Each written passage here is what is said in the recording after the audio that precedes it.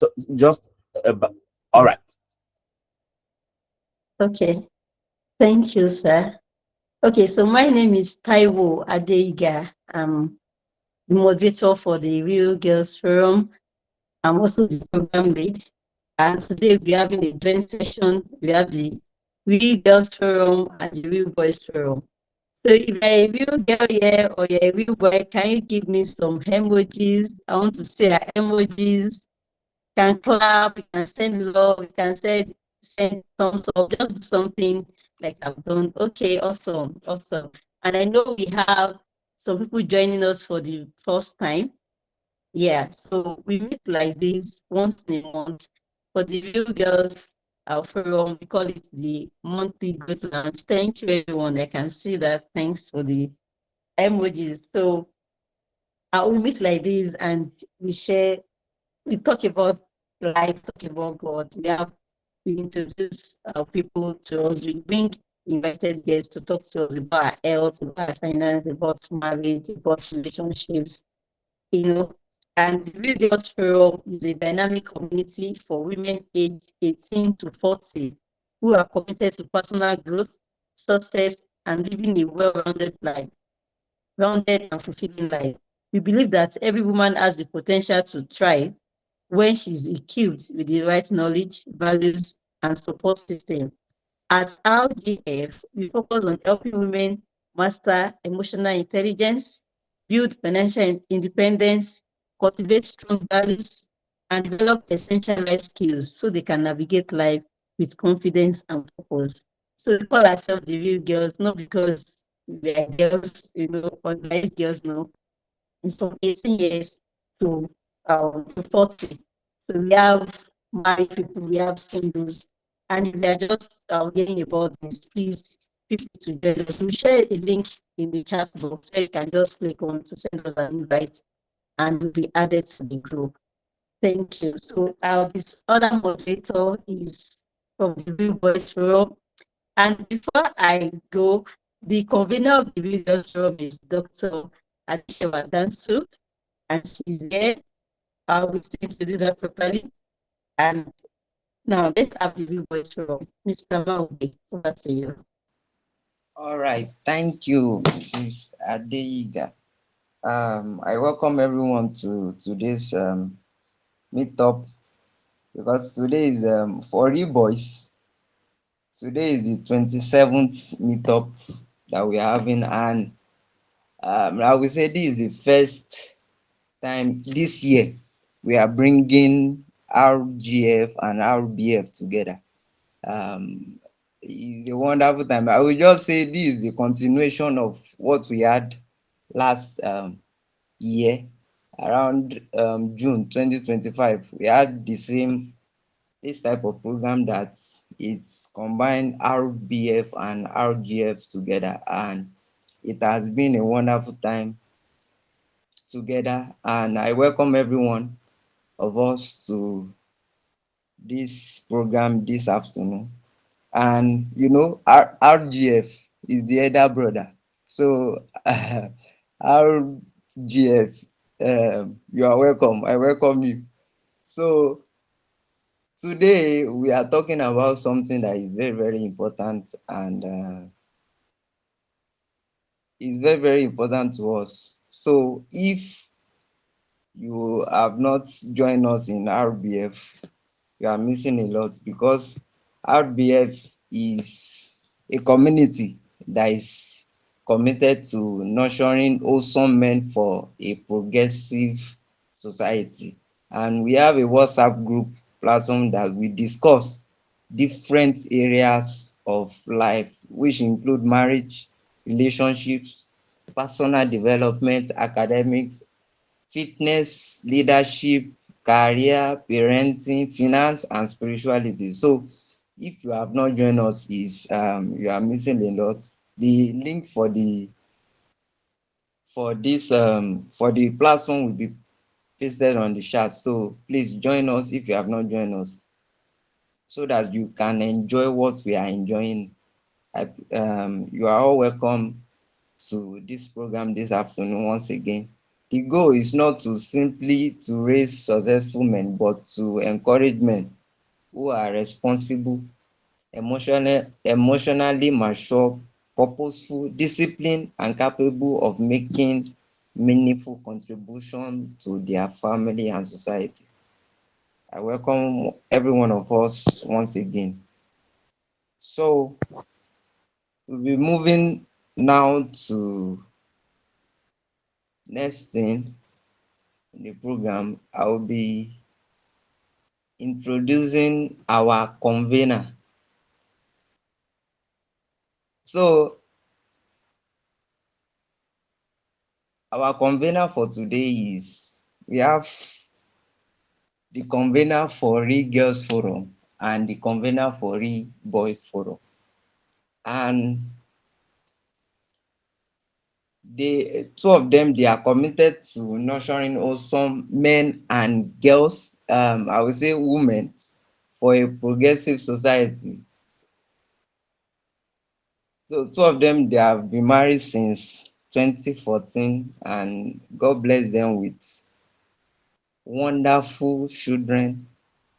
And interestingly, they are coming together. This edition, we are going to learn from individual perspective on marriage, but also from a couple point of view. You know, they have been married for about a decade now, so they have the experience. So we are going to learn from them how they manage their marriage in this modern society. And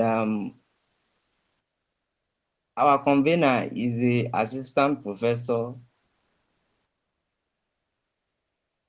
at the Ecological Integrated Laboratory Graduate School of Life Science, Tokyo University, and is Dr. Professor Dansu Emmanuel. Let's give him a round of applause. And Dr. Mrs. Dansu Margaret. You are welcome. So we are going to be starting. Thank you. We are going to be starting with some of the questions that people have asked during when they are registering for this program. Then I move to the moderator from Read Guest Forum to start with the question. Thank you.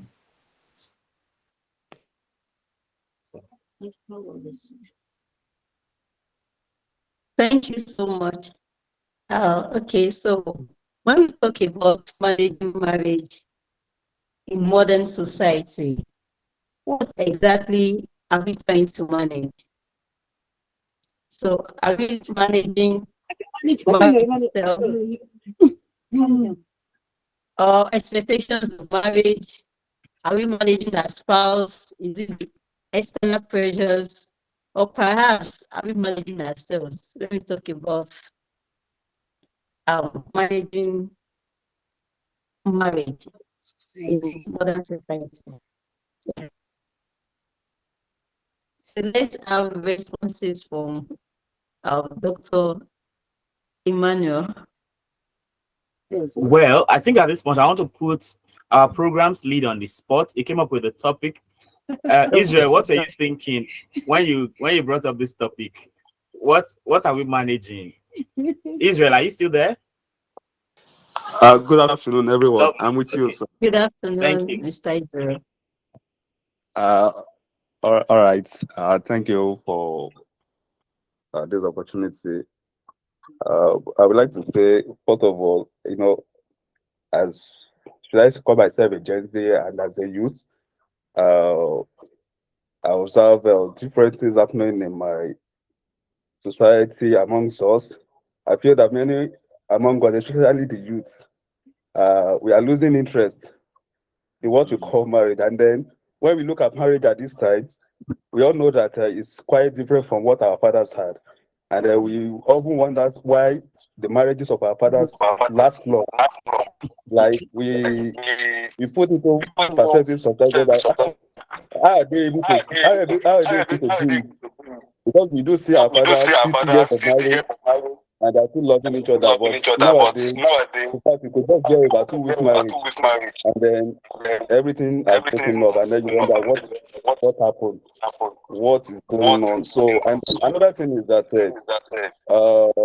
this time civilization has shaped our perspective also even our moral. So we can't even deny that. So whatever our fathers did in those days to sustain their marriages cannot be practical in this era because of what we have. We have the technology. We have education is not there are different types of education that we have nowadays, whereby if you try to make use of our fathers based on our father knowledge, definitely there might some things we may get wrong. There are some things we may get wrong.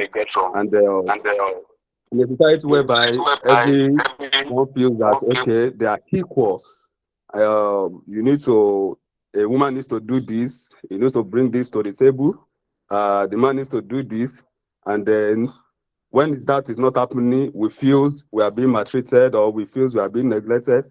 So there are wisdom to learn. There are wisdom for our society, for these generations to also start from, okay, how do we transition? You know, the settings are gradually changing. So how do we transition those things? How do we incorporate those things in these modern times to have a lasting marriage? So we don't just want to live in a society whereby 2 or 3 weeks marriage are getting scattered. So I think those are the thoughts, those are the things that brought about this thing, especially for young men also. Yeah, for young men and for young women. So to look at things holistically. And glory be to God, we have some of our leaders, some of our mentors in RBF, also in RGF, that even got married in this century, that their marriage are even going longer, getting longer. So definitely there'll be some things that they've learned over time. They've put it together to make it going. So thank you, sir. Wow, that's lovely. I mean, I wonder how you think sometimes. That's really cool.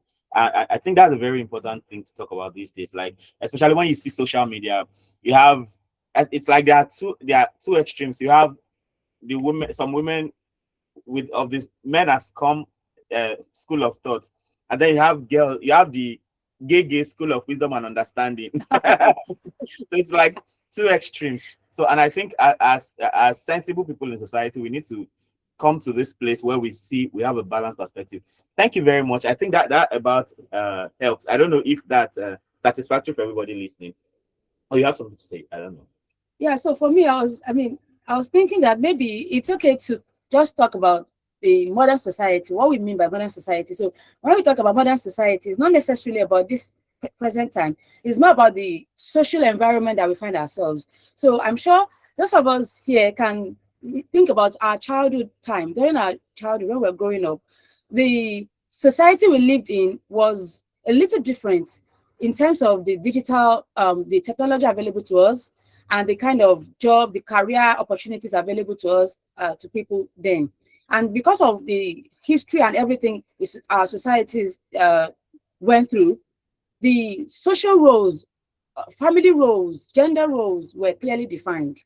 So, it was like everybody knew their place in society and nobody questioned anything. But then as time moved on and, the advent of technology, the connections of the world became a global village. It's not just isolated communities. Everybody is now connected. And with the social connection, there is a lot going on. There's a lot of opinions and voices online that people sometimes get confused. Nobody knows, sometimes you hear some things and it sounds okay, it sounds good, but then in reality, it's not practicable. And then you wonder, how do I handle this? So, of course, with these opportunities come their challenges and, the things that come with it. So these days, I think it's safe to say that the family roles are not as clearly defined as they used to be. And that in itself is a source of confusion for many people. And that is where communication comes in. That's the way I see this conversation today. So since the family roles are not as clearly defined, social roles are not as clearly defined, even career, sometimes you're hired as maybe you're hired as a VA, but before you know it, other things are lumped up to what you're supposed to do. And you find yourself doing the roles of 3 people in one, yet your salary is not increasing, right? So many things are going on in our society today that even we ourselves cannot clearly explain. And that's why this kind of forum is made available, so that we can talk about these things and try to, untangle the tangled knots. So for me, I think I think here we are going to be going back to basics and trying to define the things that really matter. Because I've had a lot of conversation online where people say, oh, if you are the chalant person, make sure you marry a chalant person. If you are non-chalant, make sure you marry non-chalant, so that you guys, your vibes will align and you don't cause trouble. But all these things, they were not an issue 50 years ago, 30 years ago, 40 years ago, when our parents were getting married. Still, some of them had long-lasting marriages, as Israel mentioned earlier. And so those things could still, I can be a non-chalant person and marry a chalant person and still make it work, as long as there is communication. Because as far as I'm concerned, communication is the bedrock of a thriving relationship, not just marriage, but a thriving relationship. I guess I'll stop here before I finish the whole session. By the way, I don't do nonchalant. Awesome. So over to you, creators. Thank you so much. Okay, I've started taking note. Please, if you are here, I don't have to don't go and get it. We'll give you 2 seconds. Just go get a pen and a journal, and just, because wisdoms are dropping left, right. Some of these things you have heard them before, but of course, these reminders, they are necessary for life. I know this is spiritual gathering, not there. Sometimes what you need for your next phase of life, you will hear it there. And they always say that when you put things down, it sticks longer than just hear it. And I know it. So I can go back So to take a it Jaffa and Jaffa. Yes, so please do that. Please don't. Thank you so much, Prof. and Prof. Mrs. Of course. Once you get right to a Prof, you'll say Prof. All right, so the questions, and thanks to everyone that sent in their questions. We've tried to, analyze them and realize these are needs. These are pressing needs in people's heart, and that's why they are asking us. So we want to start with early marriage. So, Prof, can you share with us, what's your take on early marriage? Do you think early marriage is a yes, or do you think it should, So let's just have your view about it. Thank you, sir. So we can look at early marriage in terms of, there are many aspects, right? The first thing that comes to mind when we say early marriages, we are talking about age. So of course, in many countries, there's an official age when people become mature and they can marry. So, and in most countries, that official age is age 18. So legally, in most countries, you can marry at age 18 upwards. But then, apart from that, so if you look at, for me, I think what really matters is maturity, and it is not necessarily a function of age. There are 40-year-old babies that are not ripe for marriage. I mean, they are 40-year-olds, they are all that. There are 50-year-olds that I mean, I know people that I just look at them like, these ones are not ready, and they are maybe they are even older than me and all that, right? So I think as far as there is maturity, of course, as a Christian, right, I feel that the maturity starts from the spiritual side of things. Then from there, it flows to other sides, like, okay, maybe I'll just mention some things like, there's need for spiritual maturity, mental maturity, like, not like a snake, you just see a snake, you're working with your wife, and you see a snake and you faint, So, simple issues like this.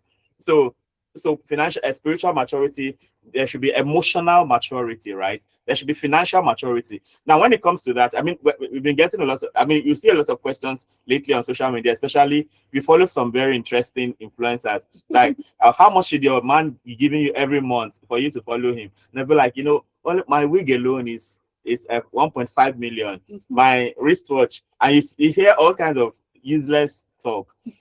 So when it comes to financial maturity, right? Of course, you want as a guy, you don't want to think of marriage when it's not like you have all the money, right? But at least you have something. You have a steady stream of income, and then what also guarantees on the other side, what about the woman, right? Many women, of course, many women want people who are already settled financially. They want men that already have everything together. If that's the deal, my wife and I will not be here today, because when we got married, in fact, 3 months to our wedding, my 3 months of my salary were not paid. Like, I wasn't paid salary 3 months to our wedding. So I know if it was maybe if it is, well, I sincerely am also careful about this old generational talk, right? They are sensible. When I see people always abusing Gen Zs and everything, I'm like, what are you talking about? They are very funny Gen X, Gen anything. There are 50-year-olds who are not sensible, and there are Gen Zs that are sensible, basically. And if you think most Gen Zs are not sensible, who raised them?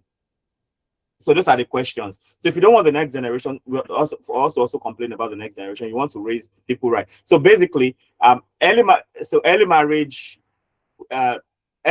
won't be of course, once you're 18 upwards, you are free to marry in the eyes of the law. Then number two, from the general perspective, now you have to be matured in all these areas I've listed, where you can know that, oh, marriage is a responsibility and you are ready for it. I mean, we have examples of people that got married pretty early, even in recent times. I mean, one person I follow a lot these days is Pastor Emmanuel, and I think he got married at 24. His wife was 21, and they are role models to even daddies and mommies today.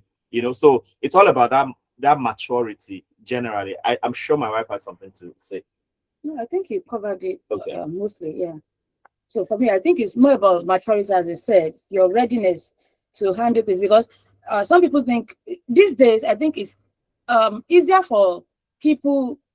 I don't like using general blanket statements, but I think some people think that if they are earning a substantial amount of money, then they are ready for marriage. But that's not all about marriage. That's not all marriage is about. Yeah, like I mentioned when my husband was talking, I said emotional maturity, emotional readiness. I think emotional readiness comes first. Of course, spiritual readiness, emotional readiness, financial readiness, all those things, they come before you can say, oh, okay, money. Because even if you have money and you don't have emotional intelligence, you are going to ruin that marriage. So for me, I think maturity, of course, I advocate for early marriage. Yes. The earlier the better. The earlier you can, yes, the earlier you can get married, the better for you. Marry early, marry right. I got married at 32. She was 27. That's not ideal. But if you have sense, if you are listening to us now, we are giving you sense. So marry early, but more importantly, marry right. If you can have those two, you are good. Yeah. Awesome. Thank you so much. Thank you so much for those wisdom nuggets. Okay, so before I call my partner, I want us to quickly pile these questions together. So there's a question on how to know someone is your life partner, and also can a servant, a pastor, a prophet lead you to a life partner? I think basically the person just wants to know about guidance when it comes to choosing life partner, and also I want you to tie that to how you can actually know somebody is the right partner for you, and also how to understand red flags in a potential partner. So I think what we need you to tell us is how to know how to choose right. So, and while you're telling us that, just let us know these are the red flags, these are the things to look out for, that will let you know that this is what God is saying and this is how to go about it. So, Mrs., can you please take that for us? Thank you so much. I think those are two big questions. One. Okay. So I'll start with the first one is, as a child of God, you need to understand how God speaks to you. Learn to hear God for yourself first. Now, if you are God's child and you have a relationship with God, you know how he speaks to you, you hear his voice, and you obey his instruction, he won't let you fall into wrong hands. Because by the time you are about to take that decision, he will speak to you. And of course, if you, like I mentioned earlier, if you hear his voice and you obey, then you know that God is speaking to me. God is leading me to not go this way. And so you retrace your steps. But if you don't learn how to hear God for yourself early on, and you wait until you are in desperate need to hear from God, that's where the trouble lies. So first, right from the beginning, on little things about, oh, what course should I choose for my jam form, the first choice. Learn to hear from God. God, what course would you have me choose as my first choice? What course would you have me choose as my second choice? Those little, it seems little, but learning to hear God from those little things will help you. Once you develop, because it's a muscle you need to train. Once you develop that muscle and you become, is it possible to understand women? No, I think we should avoid it. We'll avoid that later. Yeah. We'll attend to that. So anyway, once you understand how God speaks to you and you develop a lively relationship with God, then it will be easier when it comes to the matter of marriage. Because most times, many people already let emotions get in. They are already clouded by emotions before they start seeking God's face regarding the person to marry. So that's to answer the first part of the question, which says, how do you know that God is speaking to you? Okay, so I think that would be 1A. So when you understand how God speaks to you, then it will be easy for you to know when God speaks to you. Now, let me go to practical, because this is one of the things I pride myself in doing. I don't just teach theory, I also use practical examples to teach.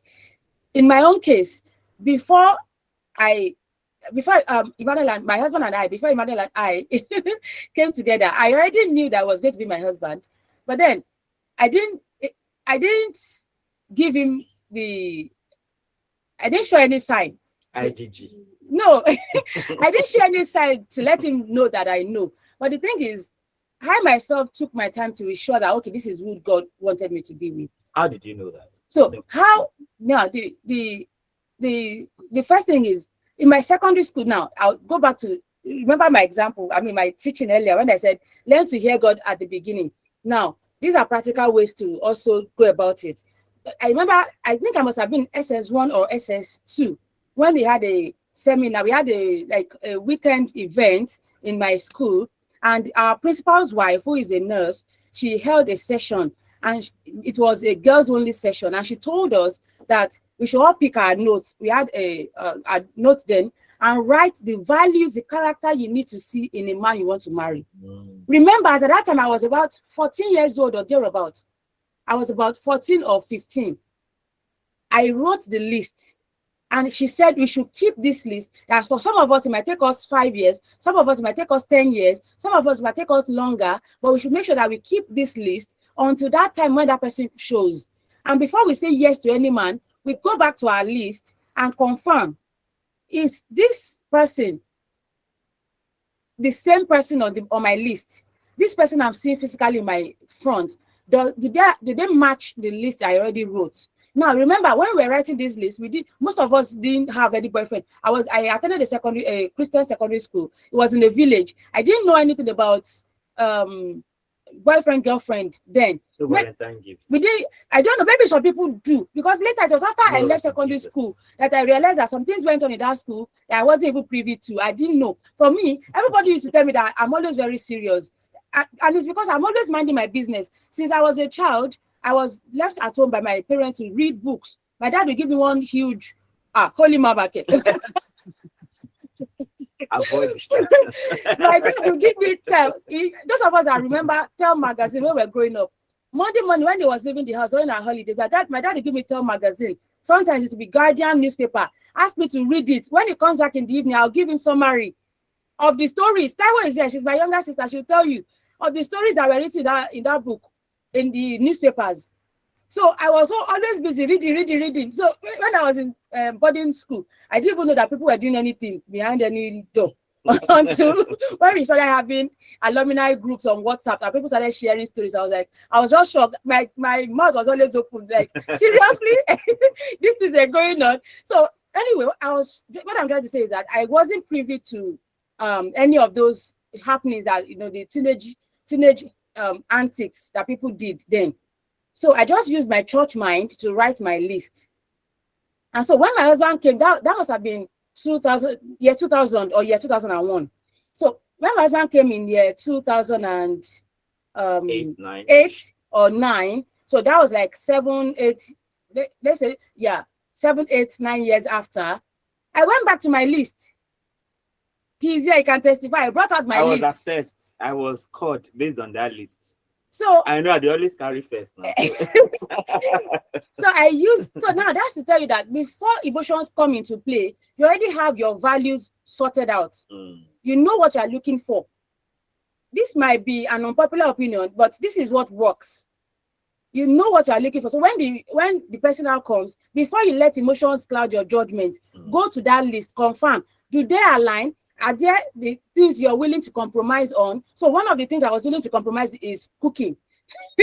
I was like, okay, it must be good at cooking and then be able to give me, you know, breakfast in bed, all these romantic things I had read in books. And then he was like, well, I know I can cook for me, but I don't know if you like it. So I was like, okay, if it's cooking, we can make do with that one. So I was able to, so I already knew the things I could compromise on and the things I wasn't willing to compromise on. So that's where, and then of course, when I said God spoke to me, it was just a thought that dropped in my mind as one day I was just going on my way to school and it was like, oh, the thought just came to my mind that this guy is your husband. I'm like, for me, I didn't want to because deeper life, brother. He won't let me dress up. He won't let me use jewelry. Me, I like to use jewelry. I like to dress up too. You know, every girl likes to dress up now. So I'm like, this guy be dulling me over. I don't want deeper life, brother. So I was like, no, I don't want. Now she can't do me now. So for 2 years, I was in denial. I was like, no. I knew the 200 level. What I knew, I had a close relationship with another brother. That had to stop because I knew that, okay, what if this is how God is leading me? So I had to, you know, and thankfully that brother also came to tell me, oh, God revealed his wife to him. So of course, thankfully, both of us had to part ways. So for 2 years, I was in denial until he came and I was like, oh, because in my mind, when God speaks to me, I'll be like, okay, if he's your child, go and speak to him. That's even till now. When I feel like God is leading me in a particular direction, that's the way I pray to God. I'm like, okay, since if truly this is you telling me this, then please talk to your son. And then after a while, he will come and say, oh, this is what God is laying on my heart. I'm like, okay, so God is at work. Anyway, for me, those are the ways I would say to know how God is leading you. And then when it comes to letting a prophet or a man of God lead you to your partner, that I have issues with. And this is my grouse. My dad is a pastor. In fact, my dad is an archdeacon. If you're familiar with the Anglican communion, the Anglican setting, you know that so you have archbishop, you have, of course, among the archbishop, they choose a primate, which is the head of the Anglican communion in Nigeria. And then you have archbishop, you have bishops, and then you have archdeacons. So my dad is not just an archdeacon, he's a professor, like he teaches theology. He's a theologian.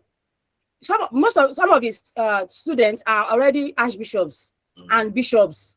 So my dad is, when it comes to theology, he's sound, is high up there. When it comes to reading, my dad is vast. Our house used to be filled with bookshelves everywhere. We have book boxes, not just bookshelves. When the shelves were full, my dad had to go and construct boxes where he kept his books. So when people are looking for books, when we're in Akure, the bishop will send them to Venerable Adeyemi. Any book he doesn't have, then you can't find it. Because my dad was that vast. Yet, my dad couldn't let his emotion, he was clouded by his emotions when it came to his daughter. Be gentle on my father in your place. Now, I'm saying this, I'm using my own practical, my own personal experience, not because I hate my dad. I love my dad. My younger sister is here. I love my dad. I still spoke with him today. I pray for him every day. I love him. But I'm telling you that even the men of God that you are like, if you are deferring to a man of God to make that decision for you, you are making a grave mistake. At the end of the day, they won't live in that marriage with you. You are going to live in that marriage. My dad opposed my marriage to my husband for 5 years. And what was his reason? He confessed on the day of our marriage, on our at our traditional wedding. He said he was afraid. Now, fear could make a man of God derail you in your choice of marriage. That's one. Control could make, I have seen it. I'm a PK. I am a preacher's kid. I lived in the vicarage. I see the things that go on there. Control. When somebody wants to control your life, they could set you up with somebody that will make your life miserable. Control can make a man of God derail you when it comes to marriage. Now, so many other things, personal interest can make them derail you. So the main thing, the key is that learn to hear God for yourself.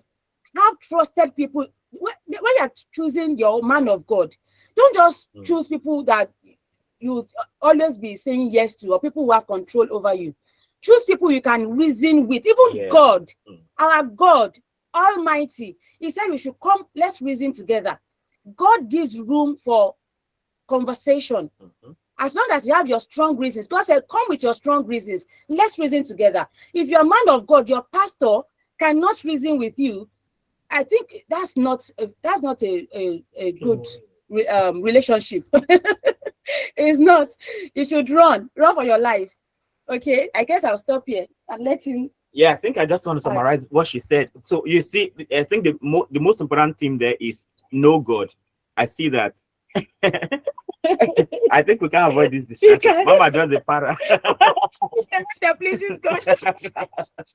Yeah, please we can react. Of course, yeah. So I think we see. Okay, from what she said, right, I can categorize these things. There are some core values that I cannot compromise. For instance, we are Christians. You don't want to marry somebody who is not born again. Fundamental. If she's everything else, and he or she is not born again, for every other thing doesn't matter again. Because of course we've also seen on social media, and some of the pastors I listen to a lot, they always have this question that, oh, I have this guy, he's a Muslim, but he's so nice, he's gentle, he's this. Even some Christian brothers are not that nice. I don't know. So maybe that also goes for Muslims too, who want to marry other people. So it's better you have the same basis, you have the same faith like that. So first of all, you have that basic, some things you cannot compromise. And as Christians, for us, it is salvation. First of all, you must believe what we believe together. I mean, in our case, right, she's Anglican. I'm functionally Deeper Life. Although people don't believe that, but I also believe that. So I think one thing that helped us was in the university we're NIFES members. NIFES is Nigeria Fellowship of Evangelical Students. And one thing we pride ourselves in NIFES is let the Bible speak for itself. Because denominations, right, the pastor tells you, you probably have something based on the pastor's personal experience, which is not the Bible, right? So that was why we could, and Anglican and Deeper Life can work well, because now it's no longer our personal church doctrine, it is the Bible. What does the Bible say on this matter? So fundamental things, being born again, right? The other thing is, there are many people who are born again who do not, there are many people who are born again, right? Who do not, you know, when we talk about salvation, right, one of the things you say is, have you you want to accept the Lord as your personal, Jesus as your personal Lord and Savior. For many people, Jesus is their Savior, but he's not their Lord. Yeah. All right. So you can have people who are born again, but they don't submit to the Lordship of Jesus. And how do you know that? They have their own will. They don't allow God lead, right? So I think that's another thing you don't want to compromise. So it's good that they are saved, right? Salvation means you are going to heaven, right? But being submitting to the Lordship of Jesus means you are willing to be a disciple, to follow him, even when he's leading you to where you don't know. You want to follow him you want to trust him with your life. So you don't want to marry a woman or a man who is just born again, but is not submitted to God leading, right? Then I think the third thing is now I think this one is even would have been useless if all of us are really Christians as we really claim, right? So, and that third one is that you want to work with somebody who has a similar vision with you. Yeah. Imagine you want to be a missionary and the girl you want to marry wants to live in Lekki. So you can have issues. Fire on the mountain. She's born again, but maybe that submission to, I mean, well, it doesn't even make her less a Christian, right? Or him less a Christian. So you want to be sure that your values align, basically. So those are some core things. But when it comes to other issues like cooking, this one and that one, like right now, till date, I mean, she was away for a whole week or more, and the kids had food, they had what they had to eat and everything. So I can always step up for that. Then I'm willing to, and that's one of the things in the modern society, right? Yeah. In the modern marriage, you have a man and a woman who are conquering mountains out there. So you can't afford to come back and say, oh, all of us, two of us are professors, went to school and came back, and then you sit down as the man that, okay, it is you that must cook, and for men don't do this. All of that is, I mean, she said it the other time that all these roles are no longer. So for us from the beginning, it's like, who is better at doing this, or who has time at this point to do it. Things like that. So it's very flexible. You don't have to be the lion of the tribe of Dansu or the lion of the tribe of Ochoga. It's more like we are in a partnership. Who can do better? Ochoga, straight bullet, no vex. So I think it's because we've been fellowshipping a lot together lately. So it's I think that those are some. So you have core things you cannot compromise, and you have other things. Now the other side I want to talk about is this aspect of having. One reason why people don't see clearly is because they said they start with things they shouldn't start with. So one thing I learned from Bro Biliakon, if I have a prescription message for people who want to marry, it is on YouTube. A guideline for knowing God's will in marriage or something. It's 8 parts. If you listen to those 8 parts and you still get it wrong, something is wrong somewhere, sincerely. Because it starts from general idea of knowing God's will all the way to how to propose. It was from Broguli, I know that to propose is not to say I love you. It is to say I love you, I want to marry you. I love all of you here, but I cannot be married to all of you. I can only be married to this one person, right? So it was from him I knew that, oh, to propose, don't say I love you alone. You can say I love you, but yeah, you love me. Yeah, thank you, I love you too. But I want to marry you. That is the real proposal. I never knew that until I read that. So, and it said there are 3 areas of bonding. So first of all, you must bond spiritually, you must bond mentally, and finally you bond physically. But the problem is many people get bonded physically before the other steps. And once you start having sex before you get married, there's no way you can bond in every it's over. It's over, sincerely. Like, yeah, in fact, so I think it was Paul Enencha and his wife. They agreed that in this relationship, or before we get married, once we get physical, once we have sex, this relationship breaks automatically. Of course, maybe some people can still walk around that, but it doesn't even make sense. Just avoid it by all means, because the trust will be broken like that. So so you want to be bonded spiritually that you are both born again, you believe in the same thing, you interact, and you're on the same page when it comes to doctrines of the Bible and everything.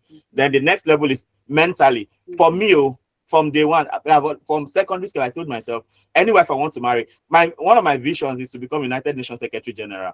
Now I know that's a lot, right? So my goal is, if I married a woman, and any woman I marry, right, should be able to represent me if I'm not available, and they shouldn't miss me.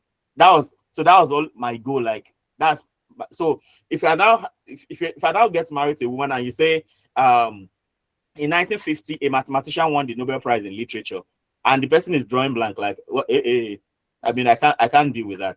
I can't deal with dumbness, sincerely. So you should be bonded. You read the same books, or maybe not necessarily the same books, but I mean, you have a flair for reading. You know, you can have decent conversations without somebody saying, of course we can joke a bit, like I can say Iwe, but it's not like the person is just totally doesn't know anything, is lost when we have conversation. And then finally, the physical bonding, which is only permitted after you marry. Now people will say, oh, we are going to get married, let's have sex. That's wrong. Totally wrong. And from my personal experience, after my PhD, I went back to Nigeria for 26 months. That's 2 years and 2 months. My wife was there with her 2 kids. Now, if we had sex before marriage, I know there'll be a lot of trust issues there. Because if you can cheat with me, you can cheat on me. Fact. I think I want to stop there. Hey, allow me finish that one. Physical body is permitted only in marriage. Okay, let me write it before I talk. You guys are taking notes. I mean, these are what we pay for. When you go for courses, something marriage, this is what you get.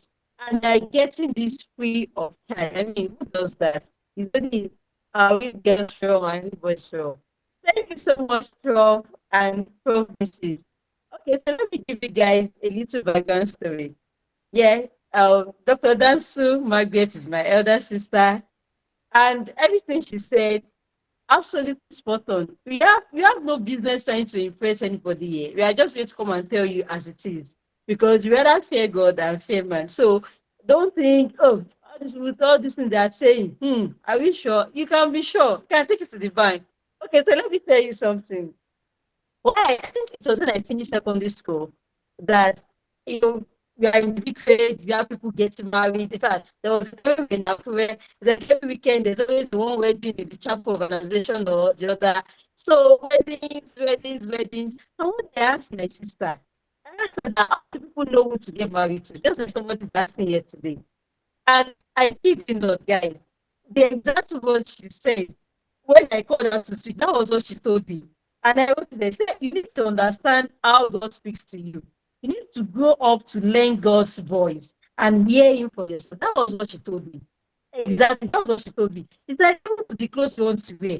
Let God tell you, let God speak to you. So things that feels like is ephemeral, it doesn't really matter. That's how you train yourself to hear God. And once you can get it, you have gotten it. So when it comes to big decisions in your life, it will come easy. You know, when she told me, I sat down and I told myself, I need to take my relationship with God seriously. I'm not going to be running after boyfriends, having relationships and all of that. Now be testing waters and be testing if this person is okay. No, I knew that was going to be very, very wrong.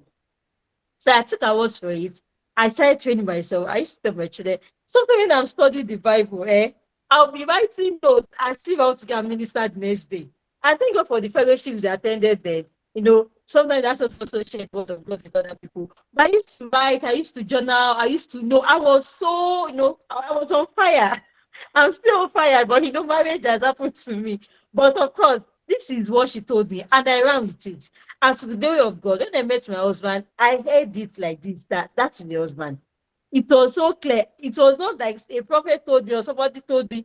In fact, after I got convinced that this is my husband, somebody in the family, from my husband's family, wasn't like she just, it cannot be now. No. She took us to some prophets to go and ask. She didn't even ask them. She took us. She said, come and meet me. I want to do something. You went to meet the prophet inside one bush like that. I want to just go there. The prophet just blessing us, prophesying to our future, praying for us. So what is happening in my marriage right now is not strange to me because I already saw it. I knew we were going to be, of course, happily married, blessed, and all of that. And that's because I took her advice. So please, if you are here and you are single, I want you to take it. And this was like 90 years ago that she shared this thing with me. And I've been married for 10 years to the glory of God. So please, if you are here, take it seriously. It's about God. Someone has said it. Spiritual bonding, spiritual readiness. It is key. Okay, so please let me call on my second moderator. Please take the other part of the question that's to do with marriage and all of that. Thank you. Mr. Maugbe.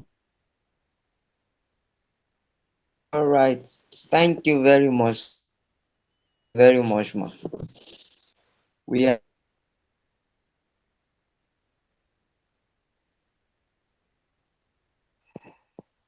all right. Let's go to the next question. Now I want to ask. Someone asks how both partner are actively in workplace or industry to say being available for their children, not just leaving them to people. It's quite much. Okay, this person is actually asking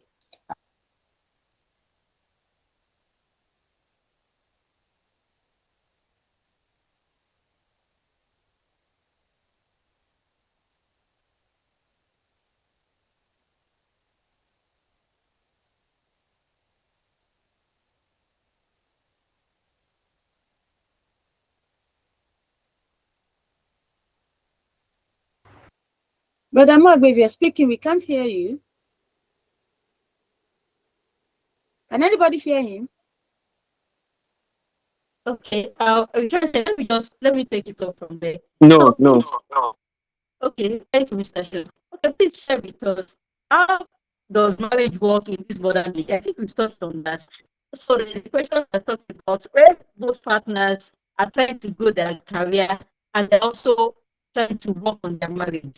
How do you balance life? You know, there's something called life and work balance, balancing your own front and your workplace. You're trying to grow your career, and at the same time, you're trying to ensure that your marriage is working fine. So how do you handle that?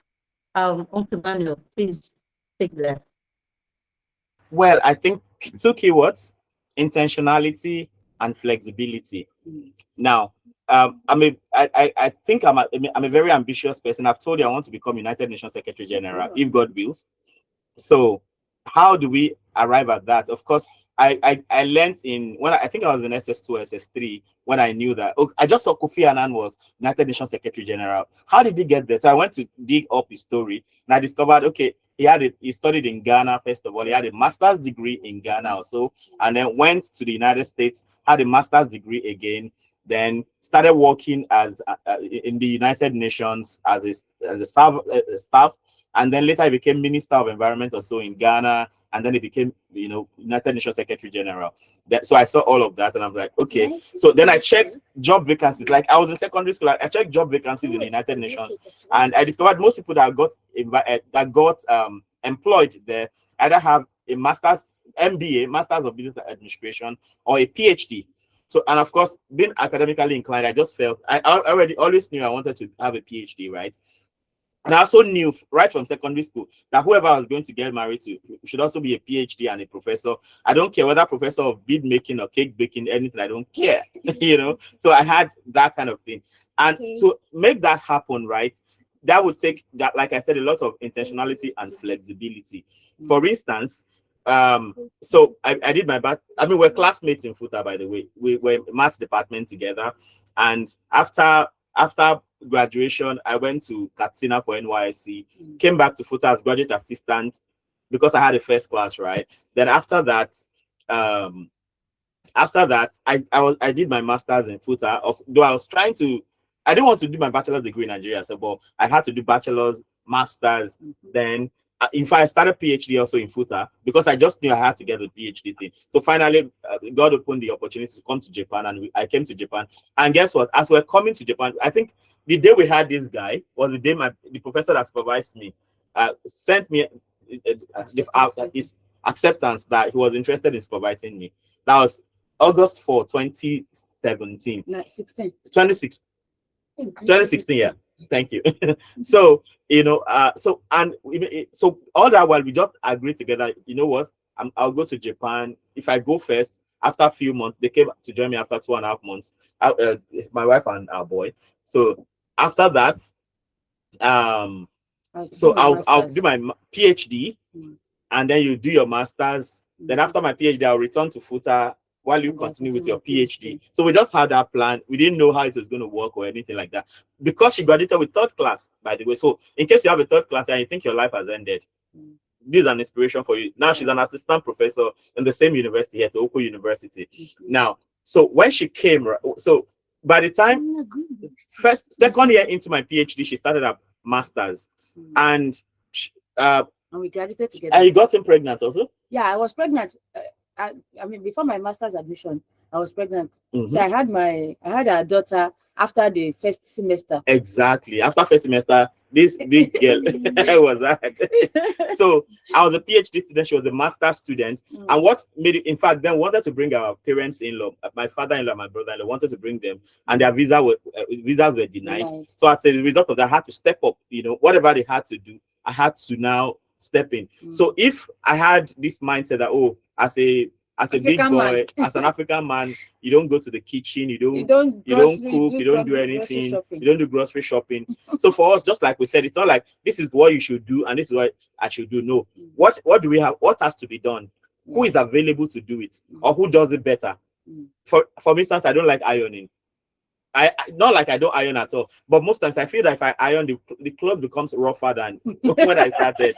So, but she's the boss, so she gets to do the ironing. So for me, so we just do whatever has to be done.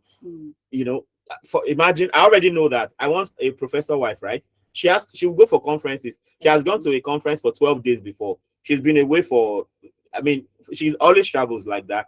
Me too, I was away for 2 years. When I came back, I had a kind of gap in my head that, oh, it feels like she should just go and be resting. Let me just face the kids. Because I felt like, so I left her alone all these 2 years. She was working, she was schooling, taking care. One kid alone is enough, you know. So as a result of that flexibility, we're now able to, so sometimes we have schedules like, oh, I have this conference this week. So hope we don't have a clashing conference. How are we going to do this? Okay, today I can't take the kids from school. Can you do that? So, and it just works smoothly. So if you are intentional and flexible, you should be fine. Then sometimes too, because of lack of intentionality, we get ourselves into tight corners where it is hard for us to maneuver. And I think one thing that has really helped us is that being academics, right? Generally, all over the world, academics can be very busy, right? But the beautiful thing is that you can work from home, you can be on a trip, you can do all of that. So because of that, we have a bit of flexibility, and most of the time we are not even in a hurry to go to school early in the morning, because even the job description tells us we have this flex. Because sometimes you come home and you have to submit a paper, you can work overnight. Who accounts for that? So you understand that that's why it's the whole job thing is very discretionary timing. So sometimes you may feel that today, let me just focus on this thing at home. So because of intentionality, you can even choose career that will make you available for your kids, because we also know that if you like become professor of Harvard or anything, at the end of the day, if you don't have children that are well trained, it's a waste. It's a serious waste. So I think that intentionality will guide you to say, okay, there are two jobs. This one pays $1 million. This one pays $800,000. But because if I take this one with $800,000, I'm willing to forfeit this $100,000 so I can face my kids. Those are careful decisions we have to make and all that. Okay, my wife has to fly high too. What can I do? So sometimes I have to step back. For instance, when I was doing my PhD, she was busier with the kids. When I came back and she was running off her PhD, I just tell her, please just face your life. So sometimes she'll come back home 10 p.m., 11 p.m., especially when she was about to graduate. So that flexibility and intentionality can go a long way to help to make us have everything together like that. Because, you know, when somebody is weak, the other person is strong, and we can always help ourselves like that. Even up to money matters too. You know, pride will not allow many men to let their wives. So I mean, there are times that your wife. I mean, our story is very interesting. When we got married, I was earning more, right? Then of course, when I also got here, I was still earning more. Then by the time she was doing a PhD, she got a scholarship that was even more than what I was earning. So when I came back, I had no job, literally. When I came back at first, then I got a position. I was earning more than a scholarship. Then she got a professorship that was even better paid than my own. So can you handle all these things? So many men are too insecure to stand a woman who earns more than them, and because you feel all you bring to the table is money. If all you bring to the table is money, you're a waste. Sorry, maybe that's too harsh. Sorry. I mean, I want to add two things. First is that we need to understand in marriage, the two partners are not in competition. Rather, Exactly. we work as a team. We complement one another. So when there's an issue, rather than attacking the other person, we need to first understand that, we are together as a team. We should consider working together as a team. And so if to do that, you need to build each other up. So face the issue that happens rather than attacking the other person. So when it comes to ambition as well, rather than saying that, okay, if you take that job, then you are going to be earning more than me. So I'd rather you not take that job so that I can still continue to be the head of this family because of this. You know, we've had stories like that from somebody not from Temu. So we've had stories where opportunities present themselves to couples, and the husband is doing like this, that I have to be the one to take this opportunity, whereas the wife is more qualified. So at the end of the day, if you understand that you are working as a team, you are not in competition, then you come together to make it work. That's where the flexibility comes in. And then the second thing is, so I talked about working together as a team. It's still intertwined. don't so in balancing the family and managing the children and everything, don't let your ambition get ahead of the will of God. Sometimes in a bid to, you know, go for this ambition, we think that, oh, time is going, if I don't do this now, you know, trusting God can be quite a problem. Yeah, others are going to go ahead of me, or my mates are already doing this. When you are thinking of your mates that are already doing that, remember your mates that are already dead. Exactly. Remember your mates that are not where you are, that are still coming behind. So please don't let us think about my mates are doing this or that. Personally, I don't think in that line. So think about what God wants you to do at that moment, because God might be saying that, no, wait, or maybe go this way. Because we've had a lot of stories where some people just want to do this by their power, by every means, whereas it's obvious that this is definitely not where God wanted them to be. And so they take decisions that put their wives and their children at risk. So that's why I said that the 2 points I'm making is a little bit intertwined. First is that, remember, you are working as a team, not in competition. Second, don't let your ambition override God's will or God's purpose for your life. Make sure that you continue the same way you watch out for God's will before you marry. Keep watching out for God's will in every decision you make, whether it's changing jobs or finding new opportunities for your family or whatever it is. Yeah. Enough said. Yeah. Okay, I think you have just answered. You answered like 5 questions together, talking about how to navigate relationship, marriage, career, and family. You know, even pitfalls in marriage and how to have successful marriage. We've talked about it, balancing, preventing, and work demand, growing your career. You've handled all of that.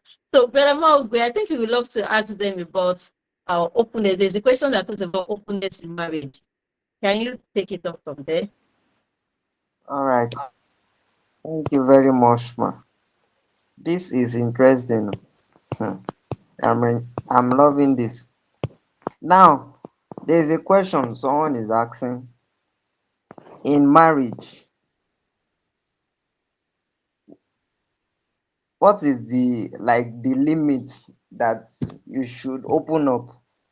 Should you have, maybe you should have a limit thing you tell your wife, or your wife should have a limit to what he or she tell his husband? That's the question. Is there a limit to openness in marriage?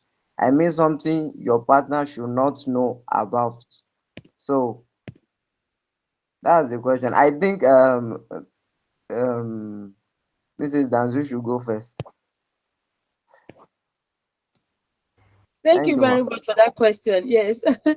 So I think I would answer the question in 2 parts. First is that I understand that some people, every saint has a past, and every sinner, of course, would have a future as well, right? So those of us who seemingly went through life without major background shifts might not quite understand certain things. So for those of us that maybe whatever you went through isn't so serious, or it's not heavy or anything like that, of course you might not understand the gravity of this question. But I remember sitting at a ministration where somebody shared this, and the person is my husband's, one of his mentors, Pastor Dr. Olumide Emmanuel. And my answer, I got this answer based on the inspiration I got from that is ministration. You don't tell me. You could answer me.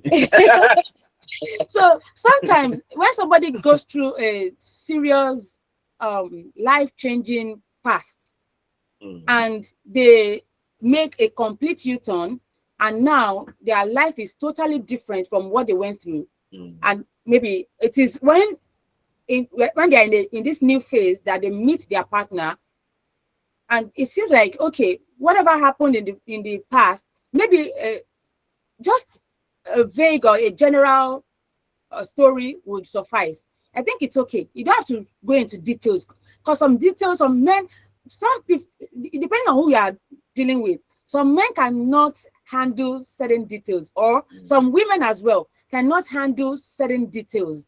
So just give as simple an explanation as you can, especially if those things will not necessarily impact or affect the future you're building with this person.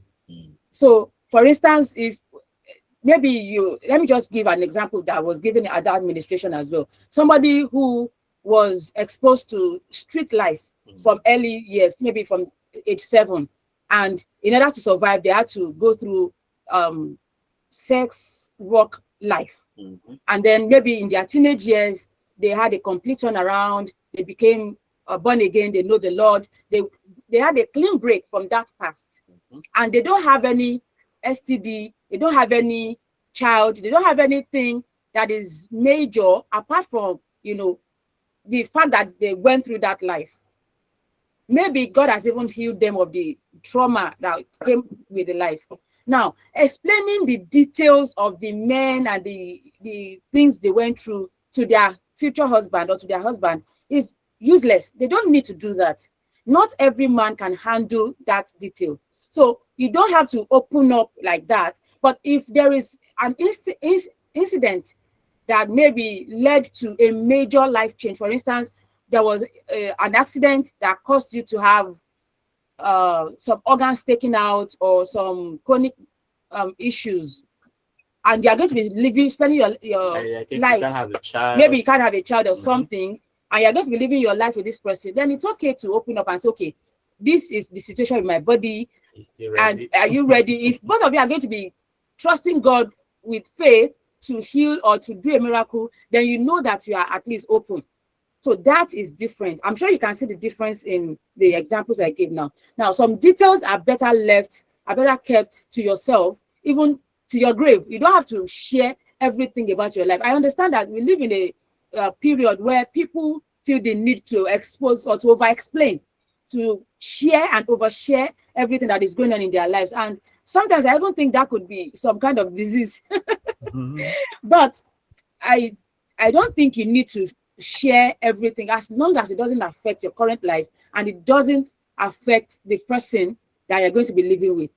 Yeah, I think this is a very tricky one, sincerely. Yeah. For us, I don't think there's anything we don't touch. We talk about everything, whatever it is. Yes, okay. Actually, my first serious relationship I ever had that I thought was going to lead to marriage, it ended. And by the time I analyzed what happened, I felt poverty and lack of communication were the big issues. Okay, no, poverty and not following God, not knowing how to hear God. So, because I did a kind of forensic analysis of, okay, why did this actually end? Because first of all, I don't get into relationships. I don't start things easily. But once I start, I'm ready to go all the way. So, for that, when I really had to interrogate myself and everything. So, and from that, so I just told myself, before I talk to another girl again, I must have money. Then I must be sure that God is leading me. And it's like 2 or 3 years down the line, it was getting clear that she was going to be my wife. Then I still didn't have money. So at that point, I discovered the poverty part was not really the issue. The main issue was the part of God leading you, basically. So, so I think so from there, any lady I met, once we started talking a bit more than normal, I would just tell them, come on, we don't get money for our house. So I go get money, but now and I get bukata. Like I have people, I have to take care of people. If I cannot marry me and my husband because I have, of course, it's not like I abandon my family and take care of my extended family. No, but it should be aware that I have responsibilities like that. So I think that was, so I used to say that very upfront. So you already know that if you don't want to marry somebody like that, I am not the guy for you. So it was so, in fact, there was a lady, I told her all that story. So if you want to remain, make you remain. Then if you know that there are information that if they find out, for instance, if I find out tomorrow that my wife has a house somewhere, I'll be so pissed. Yeah. I'll be so pissed. Not because I need the house for anything, not at all. But it's like it to be like a trust thing, right? So I mean, if there are issues that that can impact on the relationship, I think it's better. In fact, the fundamental thing is, if possible, say everything. But if there are now sensitive things, maybe somebody has died because of you before, or something like that. You may now need wisdom. You need not even personal wisdom. You may even need to involve a counselor. Mm. If the person needs to hear, they will now tell you how to say it, or maybe they can even help you. So, but as much as possible, let there be no secrets, because if there are secrets, you are setting up yourself for failure. Sincerely, no secrets. Yeah. I just remembered now that one of the questions I was asked earlier, we didn't quite answer it, and it was about how to recognize red flags. Right. And I remember earlier, Taiwo was mentioning. Best price guy. Do you know this person? Oh, okay, it's okay. Okay. Anyway, so I remember I just want to address the issue of recognizing red flags now. So one of the things is, of course, first, when you have your list, when you already know the values and the characters you're looking for in a person, that is going to guide you. If the person you're looking at that is approaching you for your hand in marriage doesn't match with the list you have, then you know that maybe it's time for you to say, I don't even let people get close. Maybe that was why they said me I was too serious. Once I recognize you and I see that you're bringing some vibes that is similar to marriage, I'll just keep you at arm's length, and I'll start using cold responses for you, so you know to stay in your place. You don't come close. I don't even give you my phone number. Anyway, one of the things you should do for you to recognize red flags, sometimes some people are really good at pretending around you, but then they don't know how to pretend with other people around. So with you, they'll be nice, but with other people, they treat them roughly. That's a red flag. If somebody is only nice to you, but not nice to other people around you, is a red flag. Yes, because they're telling you that, okay, this is your honeymoon phase, the butterfly phase. And then another thing is, watch how they treat people they seem they have power over. People they think they seem to have power over. So for instance, people like cleaners, or people like drivers or cook, or people that they think don't have as much authority as they have. And then watch how they relate with their siblings. Watch how they relate with other opposite gender, opposite sex. So for instance, somebody is only nice to, let's say the man is only nice to you, and then other females, he always crosses them out. He always use foul languages and just be harsh, treats them harshly. Your time is coming. That's a sign. That's a red flag. No boundaries, another red flag. Yeah. So yes, and so the other side is that they call every lady my darling, my dear. So everybody is now bestie. They call the person is a guy, but has girls as a girl as their bestie, has other girls as a darling, and all those things. Every day they have somebody celebrating birthday, and the enjoyment is always happy birthday diary, happy birthday darling. Everybody is darling to them. That's a red flag. Watch how they treat their parents or elderly people. They feel like you are not, you don't understand my vibe, or maybe they feel like you're old school. Because sometimes, of course, we know that those people can sometimes irritate you and frustrate you. But that is how life is. In marriage, it's not every time you be on your best behavior. So when they get irritated, how do they treat you? So those are some of the red flags. And then, of course, when it comes to the lady, if the lady is constantly demanding, every time they want to make their hair, it is you that must pay for their hair. That's a red flag. Go run away from that girl. Poverty alleviation program. Because now you are their poverty alleviation program. Run away from the girl. If the first time you are meeting, the girl is offering to come and help you wash clothes to your house, come and help you buy food and cook over the weekend, and come and help you clean up your house. That's Auntie, that's everybody's wife. Run away. That's a red flag for the brothers here that are listening. If any lady is offering you without you asking to come and do this, even because sometimes my example might be extreme, but it's always good. See, God's instructions, God's commandments are for our own good. When God says you should flee every appearance, you should know that it's not a light matter. You should really flee. They're still on red flags, right? I feel that most of us come from families where we have some level of insecurity or the other. And that's why before you even start thinking of who to marry, right, you should sit down and look at your life. Write down this, like write down things you have discovered in your life, in your parents' life, and everything. Or maybe as a result of poverty, maybe there are some way you think. I mean, that's the problem, right? Many people have issues, they believe they don't have issues. Yes. And as a result of that, they cannot deal with those issues. So I think for every single person here, for the married people, good luck to us. for the single people, you still have your chance to choose, right? Sit down, look at your life. Are there issues you have? You know, is it as a result of poverty? Do you worship money?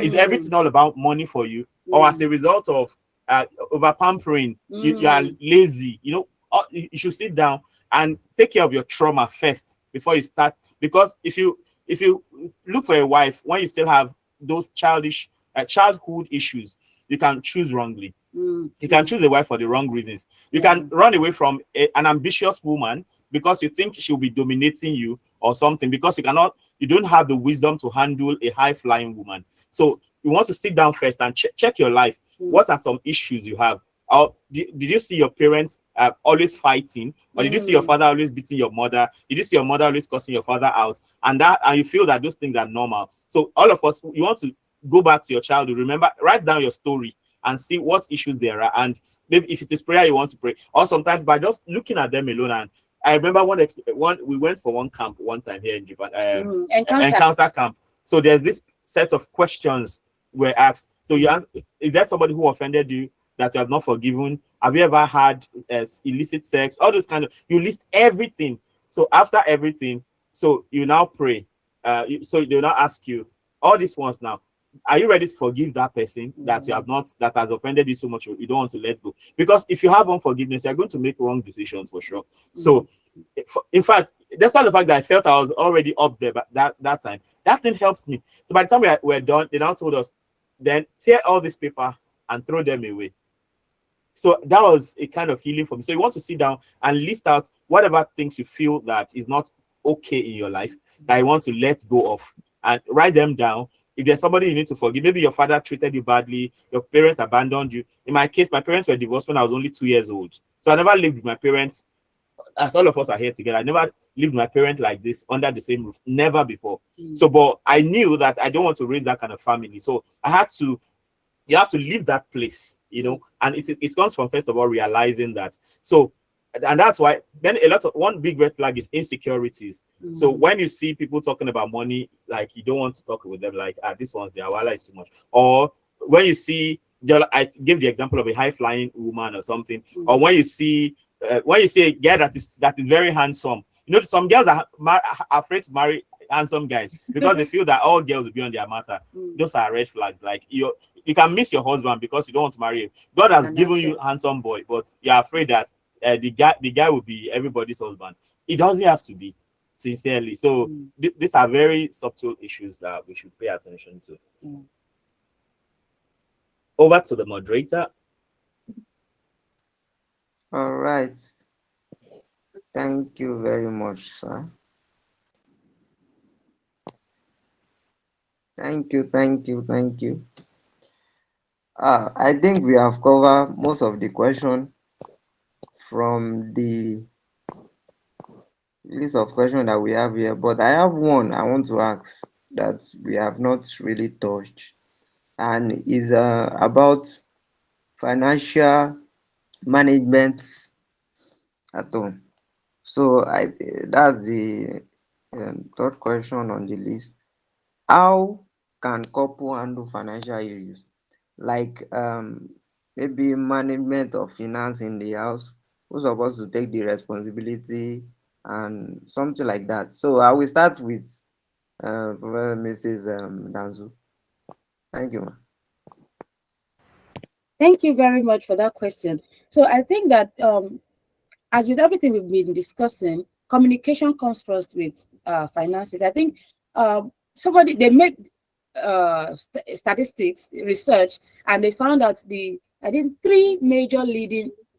five major leading factors of marriage breakups. I think we're going to talk about pitfalls later. I think we can talk around that. But okay. 5, yeah. So one of them happens to be money, financial issues. So whether not enough of it, of course, lack of it, not enough, and even when it's available, the correct appropriation of money in the house. So first, it comes with communication. How do you want to spend the money available to you in the family? How much do you want to give away? How much do you want to use for running the house? And how much do you want to save? So for us, in our own case, we have what, of course, I have access to his account. He has access She to my account. manages our finance. But Because me, I don't like somebody asking me, want to cook soup at Maggie, 5 naira, or 50 kobo. I hate it. So she just has the account. So we want to buy a car. Can we afford it? If we can afford it, let's go. Or is it a priority now? Because I don't want that headache of I give my wife money. I don't like that idea. So she just handles the finances. So for us, we know that, okay, monthly, we save a certain amount of money from our savings. We give out a certain amount. Of course, there will always be needs. So when people come and the need we have is the people who need money from us are more than the budget we have on our list. We just tell them, we put them on the queue, we tell them, oh, I'm so sorry, we ran out of budget for this month, and I'll keep you in mind. So I hope you don't mind. Or say no outright. Or if you don't feel like giving them, or you don't feel like you are ready for the story, just say, I'm sorry, I can't help right now. And then, yeah. But then the thing is, you both agree that, okay, this is the amount we are saving, we are giving, and then we are running the house. Of course, there's always room for extra for maybe family functions. For instance, maybe somebody celebrating birthday the month, or maybe you have a family practice of going out once in a week to eat or something like that. At least you have that. But I think everything still rises and falls on communication, agreement. You both find, you sit down. Sometimes these conversations can be difficult to have. Mm-hmm. I will tell you from our own experience. We started this conversation even before we got married. Before we started earning the money, we started talking about them. Who is going to manage our finances? Yeah, we started. And so when we got into the marriage, we continued what we had discussed before we got married. And then, of course, as we started moving on in life, we continued and would have discussions and talk about, oh, this is the next project, how do we fund it and stuff like that. Or maybe you want to invest. This is this investment I'm considering. What do you think about it? Because sometimes you might think that the investment is good, it's solid, but then one question from the other person will just yes, and then you realize the faults in your decision. So it's always good to come together, communicate, discuss before, especially when money is involved. Money matter is always a serious one. So communication, make sure you agree and give each other room. So for instance, he has money, he has access to money that I don't have to ask him, oh, what did you do with your money this month? It's none of my business. As I will expect him not to bother my life about what I did with my money like this a month. Like a portion of money that I know, okay, maybe anyhow, whatever I want to do. Maybe I feel like eating ice cream. Whatever it is. But you get the point. So make sure you have an agreed discussion or agreements with your partner. It's always good. Yeah, money. I mean, one of the top issues that breaks marriages, of course, like she was saying, 5 of those things: communication. I think communication is number 1, of course. Finance, sex, third parties, and unrealistic expectations. Those are the 5. Maybe when we are talking about the pitfalls later, we can talk about them. But you know, the funny thing about finance for me is this: now you can give somebody your body. What is money? So you can tell. So that's how I think. But I don't know. Maybe that's a sound way to think. But sincerely, I feel that my body is so sacred. So if you can have access to my body, what is money? And if you have been following the book, Woshika a lot, you know, you have our videos all over the place. She's always talking about not making money your essence. Yeah. If make money is something you use, right? And that's why if you are married, you want to decide. You want to jointly agree on how you want to spend your money. You don't want to expose your family to danger because you are reckless with spending. So if you feel that for me, I was this generous guy that I remember when I started working in Futa, then for the first few months, I always almost got into depression. Like I don't womanize, I don't drink, I don't do all this, but all the money is gone. What's happening here? So I had to now go to the cooperative and sign up that, hey, from the source, just remove this amount of money. So whatever little was remaining, it was fine. I didn't die, right? So those are like, so, and when you get married too, your wife is your number 1 priority, followed by your children. But I see people that you are married, but your mother at home or your father is still your priority, or your sisters and brothers. Siblings. That's wrong. Your wife is your number one priority. I mean, I said wife. I didn't say your family. Your wife, as in wife. Then after that, your kids. Then maybe if you have a mother and a father, and don't start paying your father and mother monthly stipend when you cannot afford it. It's not sustainable. I didn't start that until maybe a few years back. So you want to just look at your situation. And once the reason why I'm able to do what I do about the finance thing is, first of all, don't marry a stupid woman. If you marry a stupid woman, you cannot try what I'm doing, because I know that she will manage the money better, and she won't just spend, lavish. She won't just spend senselessly, So when it comes to finance, you need to have a very serious conversation, and that's why if you want to limit this all 5 things to 3, it will be communication, finance, and sex. Now that sex talk, I think we should have it later, because I think this is a very good forum. I'm feeling very strong right now. That if you want to restrict everything to 1, it's communication, because you can have a good if you communicate properly, every other thing will be well taken care of. Maybe a brief talk about sex. If I just stop and maybe we can talk about it later, because many Christian sisters are here. One thing I've discovered in Christian marriages is that many Christian women take their men for granted, because he's not going to cheat on you. He's not going to sleep with other girls. Now, I remember hearing I listened to Miles Murray a lot too. So a woman went to Miles Murray one day, that pastor, it's like my wife is possessed. My husband is possessed by a demon. He always wants sex. You know what Miles Murray said? He said, "See, I have the same demon too. See, men, we like sex. I'm telling you with my full chest, we like sex. Give us this thing." So for the first 9 or 10 years of our marriage, I did not really enjoy sex like that. It was when I came back that because now one thing I see is, when you are busy, both of you are busy. I've been suggesting to my wife that, okay, we know we are both busy. Can we schedule this? You're like, what's scheduling? That it doesn't matter. And if you are busy, you need to schedule sex, because it's like an integral part. Do you know what? When I'm sexually satisfied, you can send me on errand. Before you send me, say, I've seen your problem, I'll go and solve it. But sometimes you just wake up and you're angry for no reason. Even you are wondering, why are we angry here? Now, sex, the guy no get. Lack of sex. Christian sisters, repent. Don't take there can be not enough sex, seriously. And I think it is good to say it in a Christian environment like this. Sex is important to us. Yes. Even now, the more spiritual the person is, the more the sex is important. Yeah. So please, let's take it back to the moderators. We have some questions in the chat in case you don't have any more questions. There are some questions in the chat.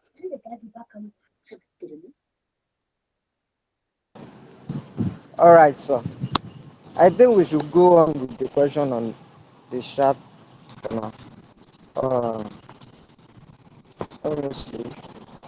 There's a question they sent to me here. A modern couple struggling with marriage because society has changed too much, or because we are entering marriage without adequate preparing for the responsibilities that come with it. When should a couple seek professional counseling, and why do many couples wait until their marriage is already seriously in trouble? So when should a couple seek professional counseling? That's the question. Thank you. Yeah, thank you so much for that question. I would say that for every couple, I think it's best to have at least one professional, seek professional counsel at least once.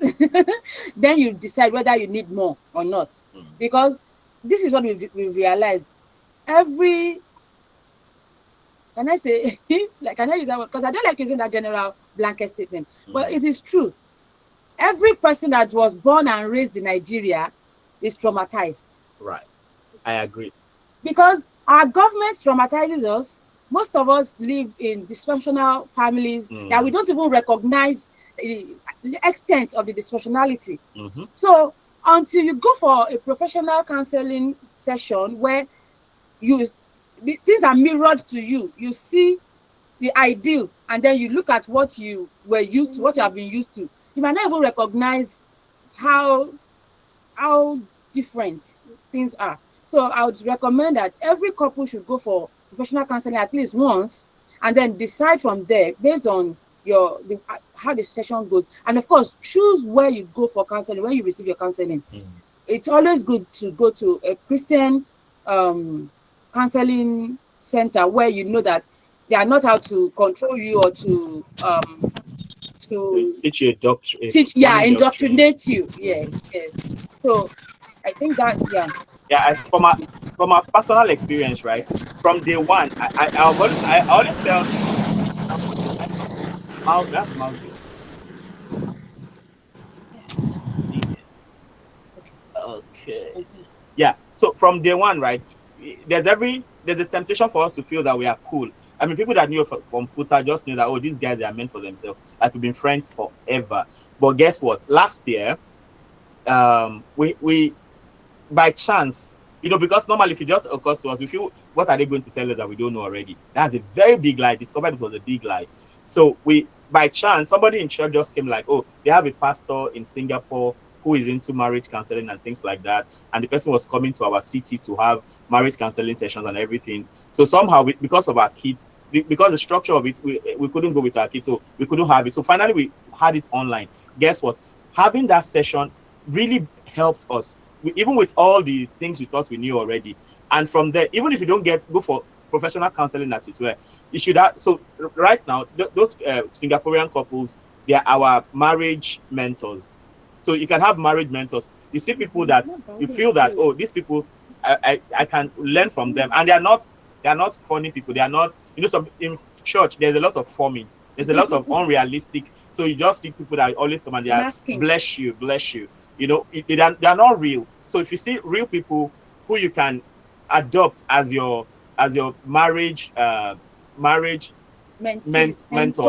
so you can approach them and tell them, and once in a while, you and your wife, you can go to them, and both of them, so the wife can tell you about the girl perspective. Like, you need to, both of you need to listen to both of the mentors, right? Okay, for instance, I know we have, one of our married mentees is actually here right now. Before they got married, we counseled them and did all of that, and once in a while we get to talk about some of these things. So for me, when I talk, the guy can understand what his roles, and the wife can understand what the husband expects from her. And then when my wife talks to, the guy can understand the wife's expectations, and the wife can also understand some of the things she should be doing. So sometimes you feel we know it all, and it can be a problem.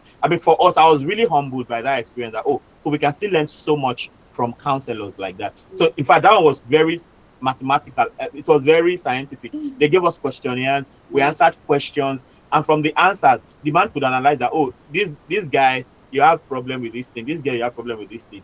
And after that time, we had a very sweet experience. And the funny thing is, we can, anytime we need to have audience with them, we just inform them, and we have a meeting, and we just keep going like that. So no matter how good you think you are, no matter how good you think your marriage is, you need a couple that you can always have conversations with, especially when you have difficulties to handle. Yeah, I think it's very important.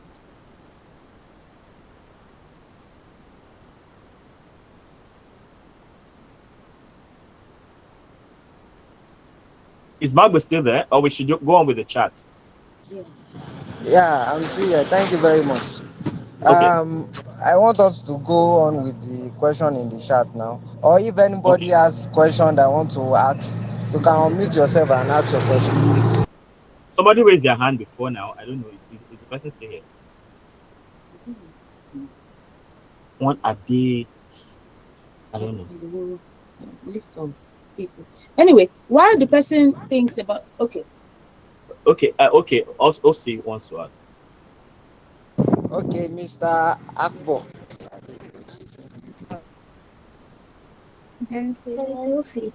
Yes, unmute yourself and ask your question. Hello, good.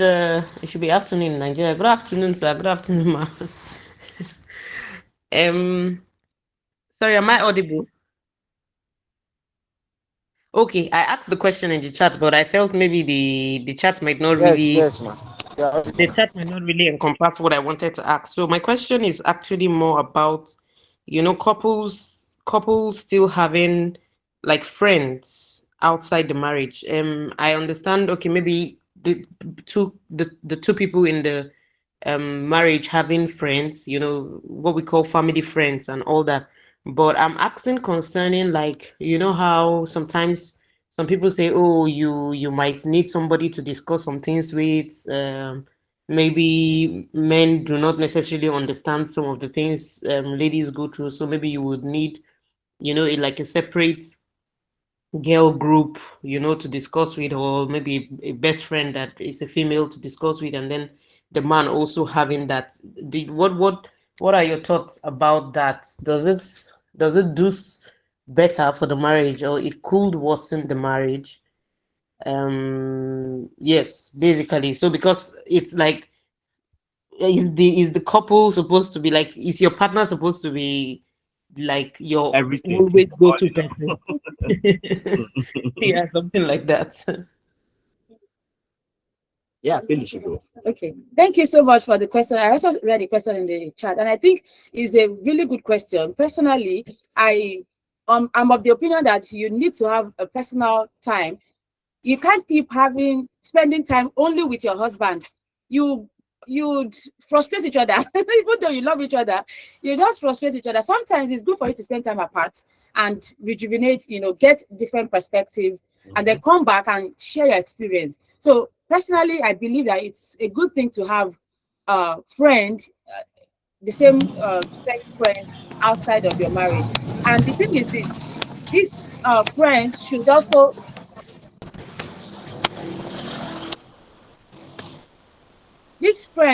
also share similar values with you. So for instance, if you're a Christian, then you should be friends with a Christian as well. Yeah. So be friends with people who share similar values with you, not friends that are going to poison your mind against your husband, because we've heard stories of so-called friends who cause division in marriages just because they feel like, why should she be happy? She seems her friend seems to be happy in that marriage. Why should she be happy? And so they just find a way to cause division. So be sure you choose your friends rightly, and it's a good thing to always have. Like, for instance, personally, I have friends.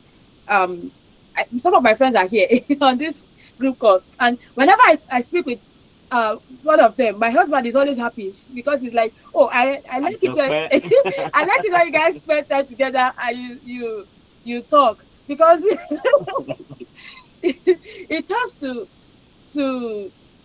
it takes your mind off of your it doesn't have to be, life doesn't have to be always with your husband alone. Of course, we know you guys love each other. That was why you got married, yes. But then the fact that I have friends, it was okay. Let me give these examples. It was because it was because of friends I was able to get into the program I did my master's. Yeah. I went to visit somebody after making friends with them, and they were like, oh, you've never been to my house, you should come, let me cook you Kenyan food. And so I went. I begged another Kenyan in that house, and that was how I got introduced to this program. Before then, I had been trying to get admission, but every letter I wrote didn't get any response. I didn't receive any response from those professors until that meeting. And then I got to meet a new person. I got my master's admission. It was because of a friend that I got to learn the ethics of shopping in a four seasonal country. This is my first time living in the four seasonal country. I was born and raised in Nigeria. I was already 30 before I left Nigeria. And so I got to a country in Nigeria. It was 2 seasons, whether it's raining or it's dry. You don't have to change your clothes, whether it's raining or dry. But here we have 4 different seasons that require different techniques and strategy. So yeah, because of my friendship, I was able to learn how to manage my resources to cope in the 4 seasonal countries. And so many things that I've learned from friends. Sometimes we go for all girls out, and my husband is always happy. He's always asking, when is your next outing? It's always like, you guys should go and enjoy, go and have fun. So that's my own response to that. Yeah, I think the interesting thing about this is most people, they get married and their life shuts down, and the focus is now on the man or on the woman. For me, getting married, getting married only means I now have a wife, and I have and that's my best friend, my closest friend, and the best person to marry is your friend, right? Like it's you either marry your best friend or you make your wife your best friend or your husband your best friend. Very extremely important. So we can be free with ourselves. But then that doesn't mean, for me, I'm very excited, I'm very passionate. I have my boys, like Real Boys Forum, right? I'm very passionate about young men getting things right. So I always have my friends all over the place, like, and we get to call ourselves from time to time and all of that. So and then I have my friends too that are like my guy kind of thing. But all these relationships, they are very useful, except that I think where people get it wrong is, especially now, have you noticed that some guys, they go abroad and they leave their wives in Nigeria? They just keep sending money. $200 over Chelsea, Naira. It's not replacing money. And because we've seen cases online where a very cool, a gentle lady goes abroad, and then all of a sudden things change. Of course, it is nuanced. It's not like it's always the girl's fault. The problem sometimes is the marriage in Nigeria, because in Nigeria men have upper hands. The man has mismanaged his freedom. Then he gets abroad. The woman is like, oh well, in the abroad women have upper hands, so they want to use. So now I have power. So I want to show you the pepper you showed me. Yes. And that is the problem. So you want to have a marriage that thrives anywhere in the world. And what makes it thrive? First of all, when we're in Nigeria, there's nothing I'm doing now that I wasn't doing in Nigeria. Like I was always in the kitchen. I mean, I'm the official plate washer of our family. Like, because I literally grew up washing plates. So I know I can write a book on how to wash. But how do you wash a lap pot? There's a way to wash it. There's a way to wash oil pot. So some people, you just put concon inside. No, we don't do it like that. So I wash ila pot and oil pot, and you won't see any stain on the concon. I know. So for me, that's a strong point for me. I won't say because now I'm married, so my wife should go and do everything. No.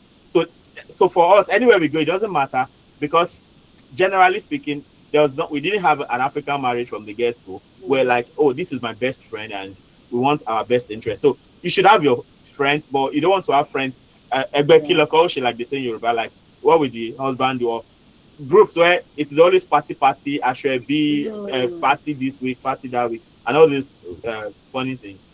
But it shouldn't just be for gossiping about other people. Exactly. It should be for discussing ideas or plans, projects, or maybe for instance, when I talk with what I say like this, I talking about investment, I talking about opportunities, I talking about parenting. Exposing your husband, like, oh, see what my husband did. What can I do? Of course, you can. If for sensible friends, you can tell them, oh, this is happening. What can I do to get better?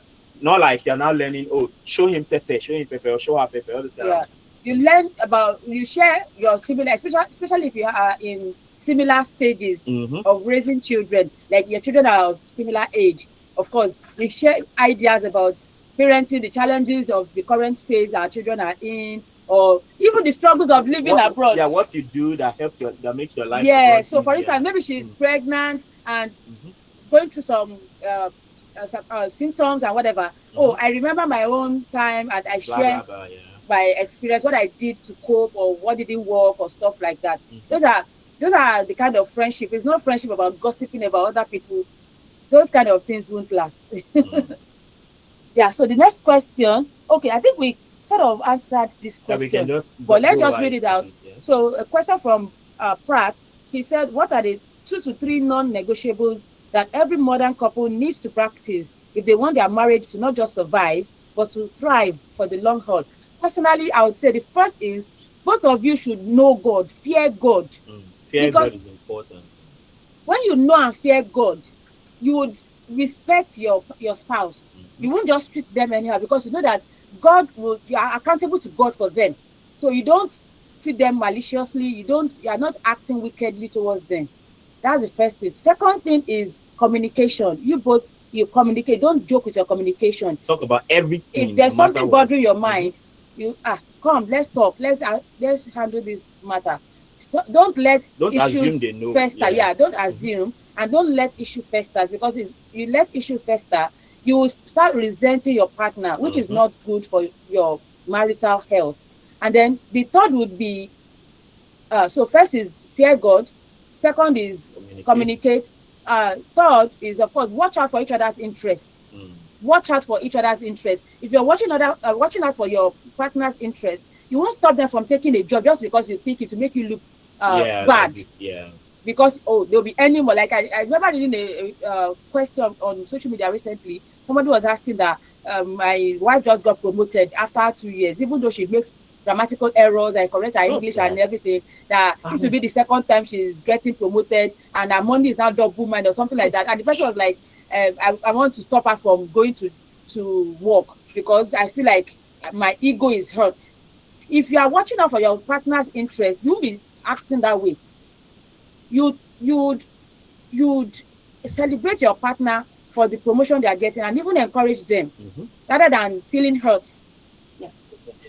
One thing guys don't understand, just like women want to live soft life, me, I want to live soft life. If my wife is a billionaire, when they do baby boy, just enjoy my life. I know they like for myself. So of course, that's not to encourage laziness and not doing anything, no. Yeah. But like the goal is we are working as a team. So the Yorubas will say, a man saw a snake and a woman killed it. As long as the snake is dead, who cares? Make snake shall die. So I think that ego thing, a lot of us men have that ego issue. And of course, if ego is not a wrong thing, except if you take it too far. So it is your ego that will know that, as a man of the house, I need to start a direction. I need to, also be responsible and all of these things. But if your wife ends, we've discussed this thing before we got married, though. Yeah. Like, you're going to be an entrepreneur. You can be a billionaire or whatever. Now, our billion, it is not anybody's billion. It's not one single. It is our billion. We go to flex them. Nothing to anybody. But if you want to suffer, Shana, use a bill. Okay. Okay. In a world of constant distractions and busy schedules, where women are now in the marketplace and leading boardrooms, what habits can couples build to keep connection deep and intentional, not just transactional? I think we've said a lot about this. You want to be intentional. You also want to be flexible. You want to also work as a team, like she said. So see yourself as a team and just see. And she just mentioned the idea of watching out for yourselves. Like, sometimes my wife even forgets that she's supposed to have a meeting or she's supposed to be doing something. And I'll be like, I hope you have not forgotten. In fact, these days, maybe I'll stop because she's not telling me I don't forget that. But I know what I'm saying, Sha. So, like, sometimes I'll be like, something she had even forgotten that she's supposed to be doing, I'll be the one to be like, don't forget that meeting, this person, that one, like that. So, because I know if everybody's win is our win. Yes. So it's not like if you win, you are shining. No. We are both shining, whatever. So we should bring ourselves to that realm and stop, stronging chest up and down. At the end of the day, I use his name, his family name. I wanted to say that, but I felt I changed my family name to his name. So if I'm winning awards, at the end of the day, they call Dansu. Dansu they call. Don't be my father name. Dansu. Adeyiga, we are sorry. So if he wants to stop me from shining, he's stopping himself. Exactly. That's what people don't know. That's what people don't know. So the next question is also from Pratt. He says, is it possible? I like Pratt. He's always very active. Is it possible to understand women? How can you manage your fiancé's changing emotions without any losing balance or overreacting? Okay, so personally, I would say that I rest for that one. I understand that hormones, monthly, because of the hormones, women go through different changes and phases and mood swings and all. But at the core of this of our being, we have our spirit. You still have some level of control. Of course, personally, I also go through phases where maybe I just want to be on my own. I don't want anybody touching my body. Of course, but follow your timetable. Yeah, one of my love languages is still physical touch. But sometimes I just don't want you touching me. I understand that's hormones at play, right? So the thing is, both of you should understand.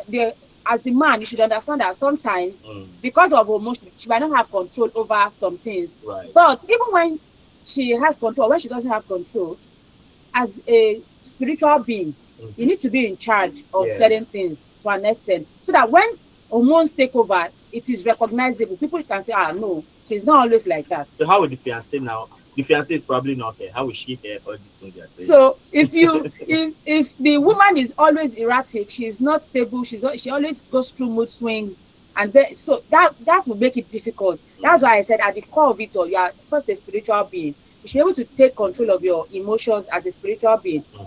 Now be careful.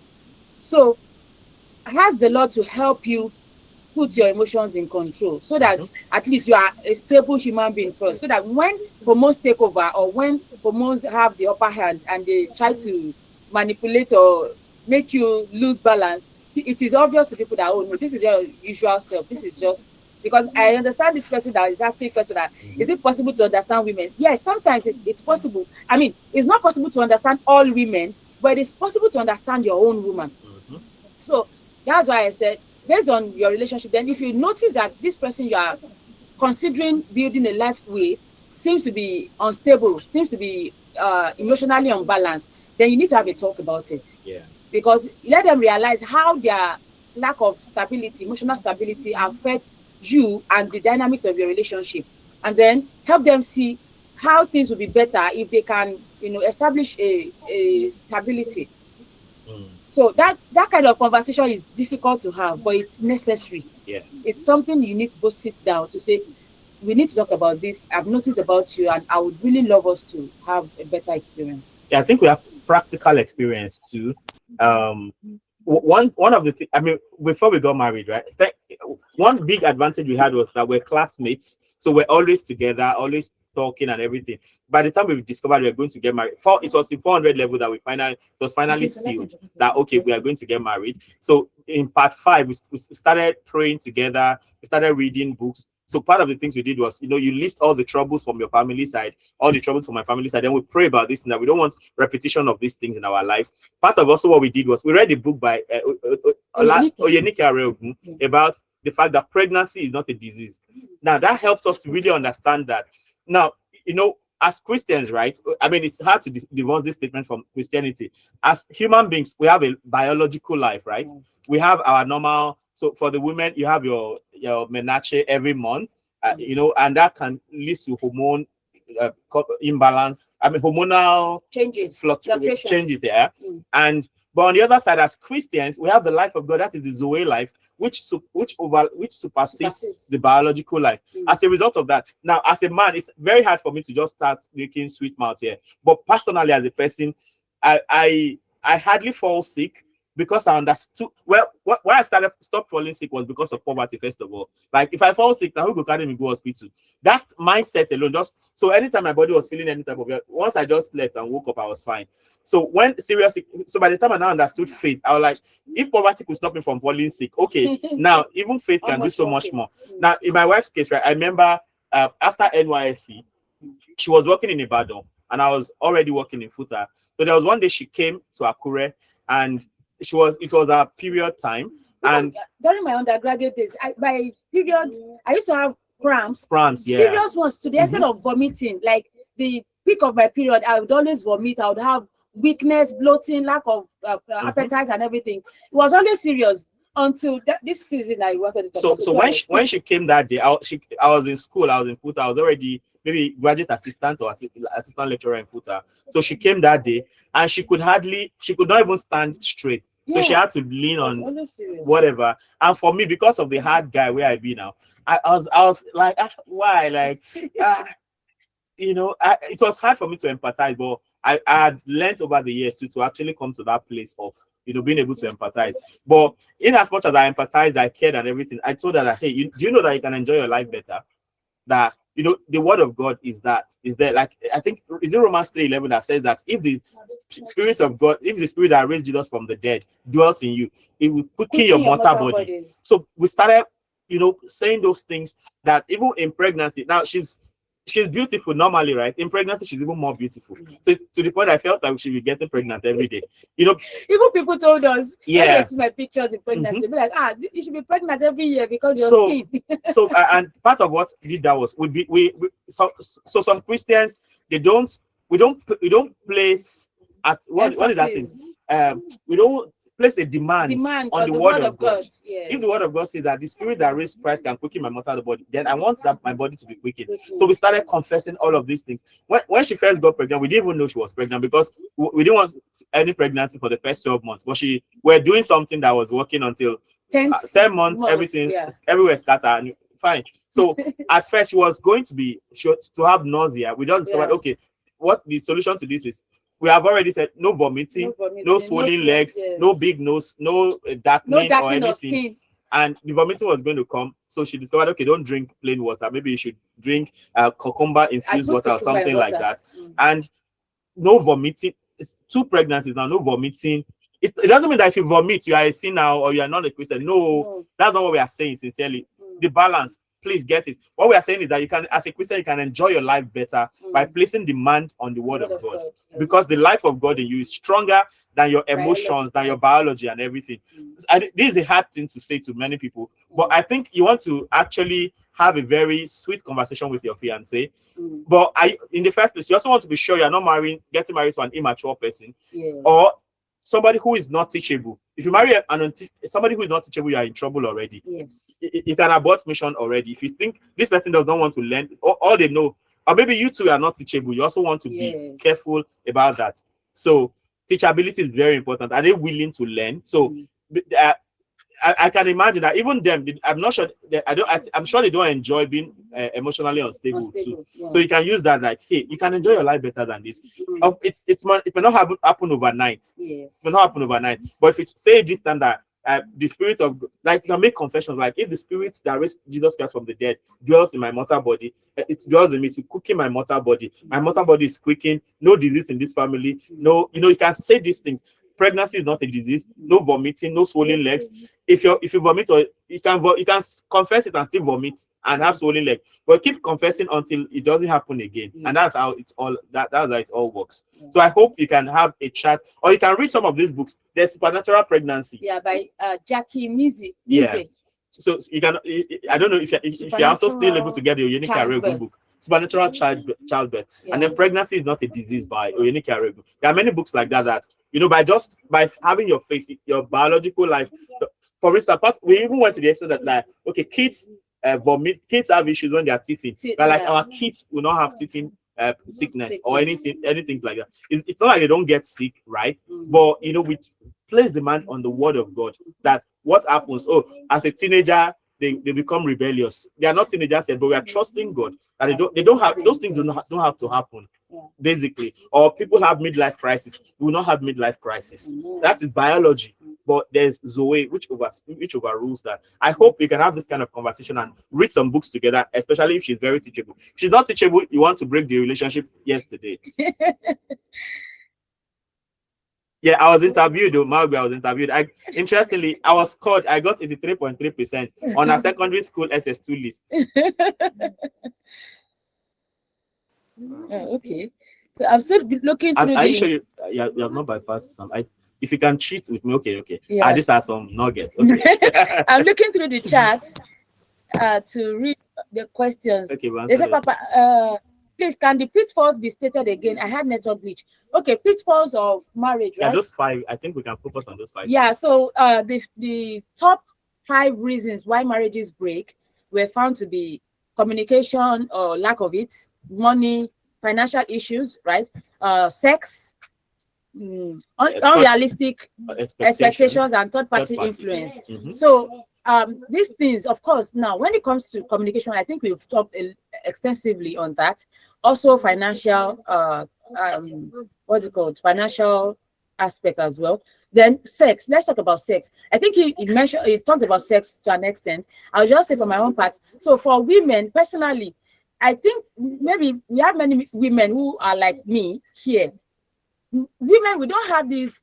I know there are some women that have sexual urge. Yeah, most men care more about sex than women, for sure. Yeah, that have maybe high libido, but not many women have high libido.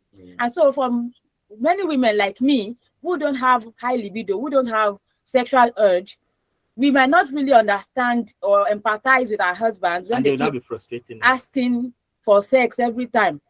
I enjoy. I'm always thinking about sex. I enjoy being on my own. You don't have to come. You don't have to come and be rubbing my body. Leave me. But then you're married. The moment you decided to say, yeah, if you don't love I sex, do. don't marry. I think that's fundamental. See, if I had known that sex was going to be this big deal, maybe I would have not married. Yes. Because I didn't know. Please. Nobody told me that Please. sex was going to be a big deal in marriage. It was like when I got married that I realized that this thing is what is wrong. So for us women, we need to really try and understand with these men. Help us, because we cannot choose. We cannot go outside. We need to understand with them. And for us, I think finally Oh, that's why worked. Oshoga said I backslide. Yeah. I think day front. I know they go back. I'm Finally, going what forward. worked for us is having a schedule. So like maybe once in 2 days or once in 3 days. Why were you opposed to the schedule initially? Because the thought of having timetable for sex was weird. I couldn't imagine. That's what busy people do. So when he started talking about schedule for sex, I'm like, what if I'm tired on that day? Like, so Now, the thing is, sorry, let me. Sorry, I'm sorry. Now, when I was getting married, right? So maybe most men, you feel when you get married, you'll be having sex every second. I lie. Now, so when I got into marriage with the expectation that, personally, it's not like I'm that wayward guy or anything, but I felt that sex should be spontaneous normally. For me, I actually feel that sex should be spontaneous. Like, okay, I just feel like it right now. Can we go into the freezer or into the kitchen or into the bathroom? That was the kind of thing. Did I say freezer? Yeah, possibly. So that was the kind of mindset I had, right? Okay. But as a very sensible person, I now discovered, okay, at first, guess what? I'm sorry. When we started, my wife is firstborn, number one. Her name is Margaret. I mean, if you know Margaret Thatcher. Guess what? Sometimes, initially, my wife is sleeping. I'll just touch her. Now slap. I will just say, "Pa." She was asleep, but and I'm like, "Hey, baby, I never had that one like this." That was the thing. I was like, I thought she should be, and me, I'm very sensitive. Like, I can shut down. If I got to a point, of course, we were getting by, and at some point, I was like, okay, I understand we are busy, and I'm not irresponsible. It's not like I'm an animal that cannot control my urge or anything. At least I was single for 34 years before getting married, and I did not commit fornication. So all of that. So, and I came up with the idea that I didn't even know that people used to schedule sex, like people that know. But I just felt, okay, since this thing is like this, can we just say this day, so maybe every Tuesday, or people recommend at least 3 times a week, at least because at least 3 weeks. I mean, 3 times a week, because one thing sex does is it cements the relationship. It's actually cements the relationship. Just like I told you the other time. Ask her now, when my sex tank is full, I'm just all over the place. What do you need? Have you seen this one? Have you collected this? Like, I'm not doing good boy. So, but sometimes I discovered I'll just be angry for no reason. Even me, I don't want angry, but I'm just angry. And I'll not trace it. Some people that have a responsibility with this can be sex matter, actually. So, and as we went on like that, I'm like, let's schedule this thing. I think I was talking about the scheduling thing for like 2 or 3 years. And at some point when she didn't answer, I just stopped asking. So whenever she came, I would just answer. But I wasn't I didn't feel fulfilled at all. Like, I didn't feel fulfilled until we finally got to that point where we now started scheduling. Like, okay, every other day or every other 2 days, or at least every other day, whatever. Then when she's traveling, Emmanuel even said, when you chop for house food, go outside, we don't go hungry. When she's traveling, we can now do like every day. So when she now goes for 2 weeks, I'm like, okay, my tank full, so nothing they happen. We everywhere good. So like, it may sound like it's somehow, but I know Christian people don't want to talk about this, but that is ruining a lot of marriages. Now the other side of it is this. Ask her. There are sometimes she comes and it's our schedule, and I'm like, you've been so busy today. Can we make it tomorrow? I'm not a beast. I'm reasonable. I'm not. So there should be that balance. But sex is extremely important to men. So the point I was making is that for most of us women like me, we were raised to be chaste, to keep yourself, right? And so after living for over 20 years of your life, some of us got married like close to 30. For those who got married close to 30 like me, like this, we got married like 27. imagine almost 30 years of your life, you were keeping yourself. And now somebody wants to be having access to that body that you have been keeping just anyhow. It's not easy now. So that's why that's why we don't find it easy to be opening up to you guys every time you come. So you also need to, you know, bear with us. So I would say that for the men, understand the perspective the lady is coming from, and then the lady also understand the perspective from which the man is coming, so we can have a balance. You don't have to have a schedule like us or schedule. I recommend it if you are very busy. You can be, but consider two options, either spontaneous or schedule. For me, that's the recommendation. Whatever works, make sure that you have an agreement with your spouse, so that you both communicate. You don't deprive yourselves, because even Paul, he said it in his one of his letters, that you should not deprive your husband access to your body, except when you are fasting, based on agreement, and based on agreement, and for a short time. 21 days on the mountain. Because if you deprive without agreement your spouse, you are exposing them to outside attack, which is not good for the marriage. Or you're even exposing them to, they may not even go outside. Maybe you're exposing them to things like masturbation, pornography, and all those things, which is not good for you, the health of your marriage.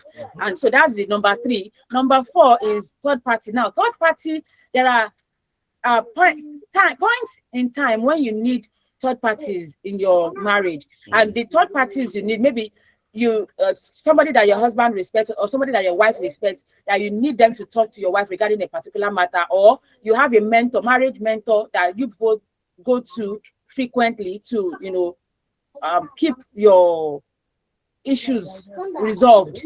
Because now when you are involving third party, please don't involve your family members. Your family members are biased. Naturally, they're biased. So, for instance, if I bring in my mom into a family matter, she's biased towards her daughter. She wants to take the side of her daughter, even when it's obvious that I'm at fault, in the wrong. So don't bring in your family. Even if you think your mother is the best counselor, bring another counselor out from that is not your mother. But you know, your mother that I know can be biased against you. Yeah, my mom can also be biased. Because of my mom's character. She's different, but not everybody is like her. Most mothers want to take the side of their children. My mom, she's objective. She's a teacher, and she's one of those old teachers that whether you just even want to make you feel like, oh, as a she just listen to your husband. That may not even help you still. What if I was the wrong person? Exactly. So at the end of the day, be sensitive. Let the Holy Spirit lead you to the third party you are bringing into your case, because sometimes not bringing in third party will be the death of your marriage. Exactly. If you are keeping everything just to yourself, and the other person is manipulative. So at first you didn't like third parties, though. I was particularly very sensitive. It was no like, third party. No But third party. that counseling thing just really humbled me. That you need first of all, you need number 1, God. Third party is God. Number 2, third party, maybe a married mentor that you know they are sensible and they are not biased towards anybody. Yes. So then the last one is unexpected. Unrealistic expectations. So for instance, one of them would be the matter of sex. That's easy to refer to. So like if you come into marriage hoping that if I just tell her now that my body they do gish gish, she should just be available to you. That could be an unrealistic expectation, because for instance, her schedule, maybe her work, maybe she's even pregnant, or she even has a baby. Somebody that didn't sleep through the night, you are not coming to wake her in the morning to come and open your for what? Sorry. one of the things I also learned is, in as much as sex is good the men care so much about sex, there's a place of self-control. Most times when your wife has a child, for the first 6 weeks, you are expected to leave her alone. So can you also be? But for me, it's easy for me to do that, especially if I know that when everything is fine, I go there okay. But those are the issues. Do you know that some men get into adultery at that point when their wives are pregnant? So people, there are even more trickier issues, like what happens with sex when the wife is pregnant. So people have very funny mindsets. What happens to sex when the woman is on the period? People have very funny things that they hold on to that just keeps them from enjoying sex. They can enjoy sex in fact, sex in pregnancy is one of the best times, I think. Yeah. So it's, but then it just it needs depends on knowledge. the phase of pregnancy and the body of the woman, because our bodies are different, and the way pregnancy the way pregnancy works, sometimes you can't even predict how you react in pregnancy. So some unrealistic expectation is you expecting, for instance, as a woman, you're expecting that you're going to be having romantic getaways every year. You know, those if you watch too many African magic movies, your head will be filled with too many unrealistic ideas. You know, these petals things that they do and all those things. Sometimes those things are not realistic. I've not done petals before. Maybe because I'm a deeper life, but maybe when I have the billions, I can set it up somehow. So, and then don't use those things to also react and judge your spouse, because those are where those issues come from. Like, you expect. Now, when you have expectations, please communicate them. This goes back to communication again. When you have any expectation, talk about them, that, oh, these are the things you think in your mind that he should be doing as a husband, or she should be doing as a wife. There's a question here. And talk about them. See whether you can find a way to make it realistic, or whether it's totally unrealistic. That's how you know whether some what do you call it, ideas or expectations are realistic or not. So those are the things that lead to pitfalls. I mean, the pitfalls in marriage. Do you have anything to add? Yeah, I think that's fine. Yeah. So the next question is, how does one deal with a spouse like that? That is an egocentric, arrogant spouse. So I think this ties to that question when I was talking about a husband maltreating the wife because she got promoted at work. Can you imagine? Now, sometimes you might not know that your husband is capable of such behavior before you got married, because maybe they were pretending. You find out before marriage, go and break up yesterday. Yeah, but if you are lucky to recognize that behavior before you get married, please run for your life. Because somebody that wants to punish you for getting promotion just because they want to feel feel on top, feel like they are the ones in control. But now in marriage, your husband or wife is not arrogant. So when your husband or wife is egocentric, what's the correct word? Egocentric in marriage, first you might try talking with them about it. That, okay, you don't have to use the specific word, because of this ego issue, it's a sensitive thing, and you can't remove ego from men, because that's one of the things that makes them men. Right? So when the man doesn't have enough ego, it's not also good for them. So at the same time, when somebody is being egocentric, a man is being egocentric in marriage and is being controlling, you still have to address the matter. So you can try talking to them about it and say, oh, I noticed your attitude changed towards me after this and this. Just talk about the matter. If they don't seem to change after they address the talk, think about somebody who they respect, and I recommend that enrichment counseling we did. That you answer questions and the results will come. Like, they might not have access to that. But think about somebody. It doesn't have to be your pastor, because sometimes some pastors give terrible advice. Remember the pastor of OC, that woman that died, Osinachi. No, these are the enenches, so we don't know what. I'm just saying it's exactly an enenche. We don't know, but she had a pastor that she was reporting to. And they were saying, go back to your husband. Yes, go back to your husband. Go back to your husband. Even though the woman was clearly being abused. So that's another issue. Some pastors they give terrible advice based on whatever their reason is. I don't care. But the thing is, it doesn't have to be your pastor that you talk to. Look for somebody that you think your husband respects and can listen to, and talk to them, and try to not attach emotions, because if you present the matter, there's a way you present some matters that they only see your emotions, your reaction. They won't get the matter that you really wanted to address. So try and present it in a way that is reasonable, and then let the matter be resolved. And if official marriage counseling might even work. Yeah, and if it seems not to change, then I don't know, maybe prayer. Prayers. Yeah, just of course prayers always. It might take time, but it's always work. Do you have anything to add? I think that's cool. Adewale Additional is asking, in as much as every man wants an intellectual partner, but there are sometimes you expect her to know or understand, and she didn't know them. How can we correct or try to develop the partner without sounding harsh? Yes, I think the simple answer here is, are they willing to learn? If, for instance, if you see a goat that you like, that is a woman or man, and the goat is willing to learn, guess what? We tell the goat that, hey, as my wife or as my husband, do human being, I want you to be walking on 2 legs. The goat it will be hard for the goat, but the goat will start standing on 2 legs. As a human being, all this hair is too plenty. Will you be shaving every day? They will shave, and before you know it, the goat don't turn to human being. So what I'm trying to say in essence is that don't marry somebody who is not teachable. That's a big red flag. Somebody that their way, it is either their way or the highway. If before marriage, if you don't marry such a person, if you still have the opportunity. But if you are married to the person already, you may have to revert to maybe get a counselor all the while praying in the background and things like that. So yeah, so if you have somebody who is not at the level you expect them to be, you may want to, maybe introduce them to books. So give them book. If they don't read the book, you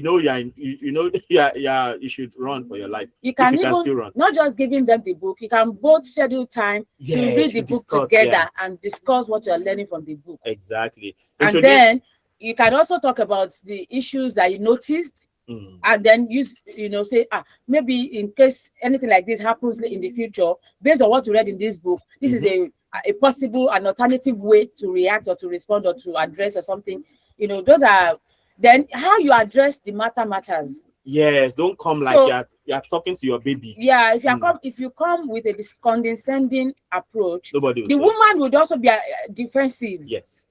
But if you come from the approach of somebody who wants to help, somebody who has their best interest at heart, and you've shown that example before, then it's easier for them to listen to what you have to say. Interest at heart. Yeah. So years down the line, they'll be very grateful to you for really helping them to develop change personally, right? Yeah. So I can't stand dumb people. I can't stand people who you don't even know the chairman of your local government or things like that. So yeah. Takes time to internalize the material, but it works just fine. Okay. Can we have this in PDF for future reference? PDF. Okay, we can work on that. That reminded me of a book that we wrote. We were supposed to launch it in February, but events overtook our plans and we couldn't do it, and we haven't been able to also do anything about it up to now. We'll definitely work on it so that the next February would catch us on our way. Yeah, Shea is saying Baba go just vex up and down. Yes, so if you see your husband vex up and down, that's sex. Most likely, now that matter. No vex. Now the fact. Yeah, I think we have exhausted the question of the chat. Yes. Thank you for listening so far. Yeah, over to you, moderators. All right. Thank you very much. I really appreciate it. Wow. You have dissected everything. I hope you people, you jot down. And one of our mentors is here when you are talking. He's just giving thumbs up. Mr. Olawumi. Thank you, sir. I'm Babani. I greet you, sir. I don't know, maybe he has one or two to say. But before that, I have 2 questions. We have exhausted our time already, but I just want us to just talk about it briefly, just briefly. Now, this question is just about communication in marriage. There will be disagreements. There will be a lot of disagreements. Different people from different backgrounds is coming together to get married. So there will be disagreements. So how do you handle disagreements without allowing that disagreement to become disrespect? That's the question. Thank you. Yeah. Okay. I would say the easiest way that has worked for us so far is to address the issue immediately, not the person. Yes. Because if you start addressing the person and attacking their behavior, then they take it as a personal attack. But if you address the matter that was done, the issue, then that might be easier. So before we got married, we set some rules for ourselves. Number 1, no matter how angry you are, if I call you, you must speak. No matter how angry I am, if she calls me, I must speak the call. Because once communication breaks down, everything, then if you cannot communicate, what's the thing? Then if I say sorry, after sorry, what thing we go do now? If you cannot take sorry, because I mean, these things can linger. So it's, but of course, there's a way you can also say sorry without changing, and it will not look like you're just saying sorry for the fun of it. So say sorry and mean it. And once they tell you sorry too, no matter how hard it may be, it's not easy, but take after sorry. I don't know what else can we say now. So after sorry, you try not to repeat the same what do you call it, offense again, or the same thing. You don't apologize for the same thing twice. That's the point. Because sometimes when I remember at the beginning, I think early on in our marriage, that was one issue we had. Like, he would do something, I would be so hurt, and then he would apologize and expect me to just forgive him like that. I'll be like, so what happens to this hurt I'm feeling? Like, I'm feeling hurt. Why? Deal with it. Why do I have to? So what do I do with this? And then, of course, so my way of handling that was to say, okay, one thing that will make this worthwhile is that you don't repeat the same thing again. You don't have to apologize for the same issue again. So that means that you learn and then you move on. You don't repeat the same mistake. So I think. Then I remember, even before we got married, one of our hottest arguments that day, it was feeling like, hey, can this thing just end already? But I discovered in those moments, we are Christians, right? I just start speaking in tongues, and then my head will start calming down small. So, hey, these things, all this, some of us just think that some of these Christian things we do are just for fun. They are real. They are real. Actually, scientifically, it's been proven that when you speak in tongues, a part of your brain is activated. Right. And there's activity in your part of your brain that's like sometimes, it calms you down. Sometimes it's even responsible for healing. So, of course, there are so many studies out there, but there are some studies that published paper that say speaking in tongues scientifically it's called glossolalia. You want to check out papers on that.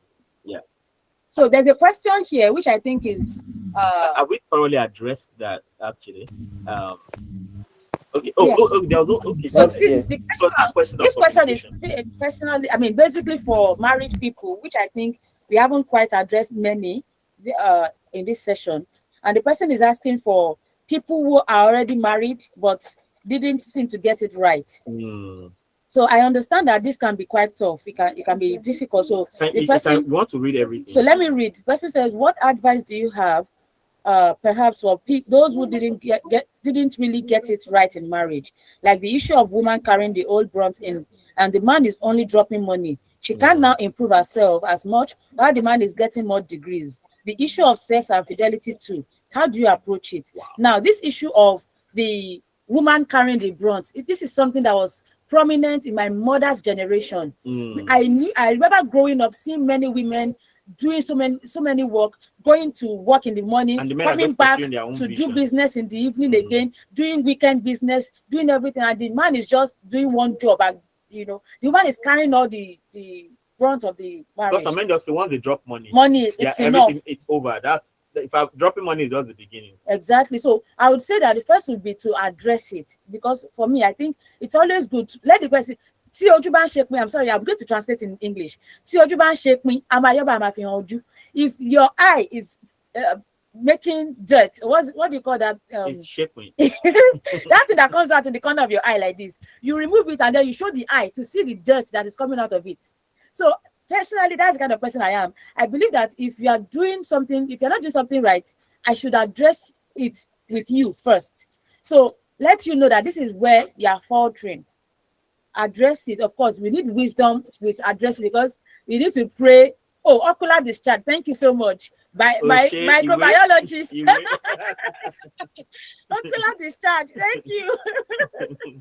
So when your eyes have ocular discharge, you remove it and then you show the eye so that you can see the dirt that is coming from it. That's the thing I just said in my mother tongue. And so you address the matter and say, see, it seems like the marriage is one-sided. Somebody is carrying heavy burden while the other person seems to be carrying a lightweight. Can we address it? Can we do something about it? And then, of course, the issue of just dropping money. What about taking care of the children? What about picking them up from school, taking them to school and picking them up? What about caring for them and training them. Because money will not train your children. You still need to train them. You still need to keep repeating. This is something we learn in parenting. Repetition is parenting. You have to keep repeating the same thing. And there's a part of the mother, a part of the yes. So if the mother is the only one training the children, the children, it will leave a gap in the training the children receive. And if the father is the only one training the children, it will also leave a gap in the training the children receive. So the man needs to understand the gap he is leaving by not rising up to his responsibility. And then, of course, the issue of infidelity, this one is serious because it's putting you at risk. It's putting the woman at risk. Yeah. If he goes out and he gets STD or something from outside and then comes, it's going to cause problem for you. So with that, when infidelity comes in, personally, I would abstain. I wouldn't open myself up to the person. Yes. Because I'm protecting myself. But I feel this whole deal requires counseling. Counseling. Yeah, I think, Then the problem is, I hope some men or women are not open to the idea of counseling. Exactly. It's unfortunate that even in this day and age, some men and women that are educated, they don't see counseling as something good. They feel it's, we don't need it. What are they going to tell me? I mean, for the infidelity part, like you said, if protect yourself. Yes. Once you have evidence of infidelity, protect yourself. No sex, if possible. Yes. Then for the other case, don't have children for men like that. Yes. I see people. They say they want to have all their children for one man. Like, no, that's not even what I'm saying. That reasoning. Sometimes we see people that, okay, the man had not been responsible. First child, second child, third, now. After first child, wait for try to address the issue before you have another one. Yes. Because they can just feel, I have one person at home that is taking care of the kids. And the reason they keep having children is what I just said earlier, that they want to have all their children for one man because they don't want to be having children with different men. That's their reasoning. That's why they keep having, even though they've noticed that the man is not responsible. That's not a bad reasoning, actually. But because by God's grace, I don't want to have my children with more than one woman, right? Yeah, I think that's a good way. That's a good one. Yeah. But you don't want to have kids for an irresponsible man. Exactly. As much as possible. Exactly. So once infidelity comes into play, please abstain and keep yourself until the person changes and shows good sign that they change. Yeah. All right. Thank you very much. Hey, this is premium. Thank you very much. You go pay as a single. All the single men will pay because you have free. You have every information you need before you even make it the decision. I will drop my account number now. They will start. All right. Thank you. This question. I think this is the last question. I want to.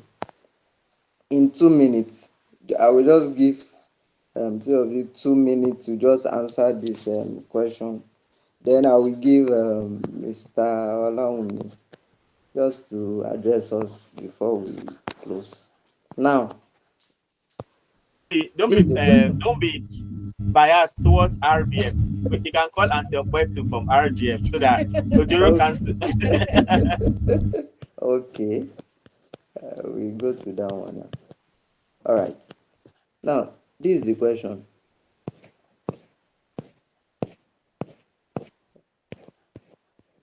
Coming. Sorry. Deep gone. The question go deep gone. You did bring them out from a deep place. Yes, so it's not that. So it's just a question that it's just a takeaway question for young people. If you could speak to every young person preparing for marriage today, what is that one thing you will tell them not to ignore? Then, what is that one thing you wish you have understood earlier about marriage? So I think Prof should go first. Then, I think it's everything we have said before now. To just be like a summary of everything we've said. First of all, as a Christian, don't marry somebody who is not born. I mean, you yourself should even be born again. So if you are not born again, you have not even started. So be born again. Make sure the person is born again. Then I said number 2, it's not enough to be born again. You also want to be a disciple of Jesus. Jesus is your savior. Let him also be your Lord. He's your Lord because he can say, oh, okay, there is Sudan and there is Dubai. I want you to go to Sudan, and you can follow. Say, as far as this Jesus telling me to go, I go to Sudan. It doesn't mean that Jesus will always send you to the bad place. That because we have that funny mindset, so that I don't want God to call me, so that you not go and scatter my enjoyment. So the person is born again. The person is a disciple willing to follow Jesus no matter what. Then number 3, your visions are aligned. It's not like you want to you like to be a farmer in the village somewhere, and the woman wants to be a city girl, so it won't work. Or you want to be something, and what she wants to be is totally different. So you want to align all of these things like that. Then of course, when you now get into the marriage, you want to be intentional. You want to be flexible and all that. For me, what did I wish I had known before marriage?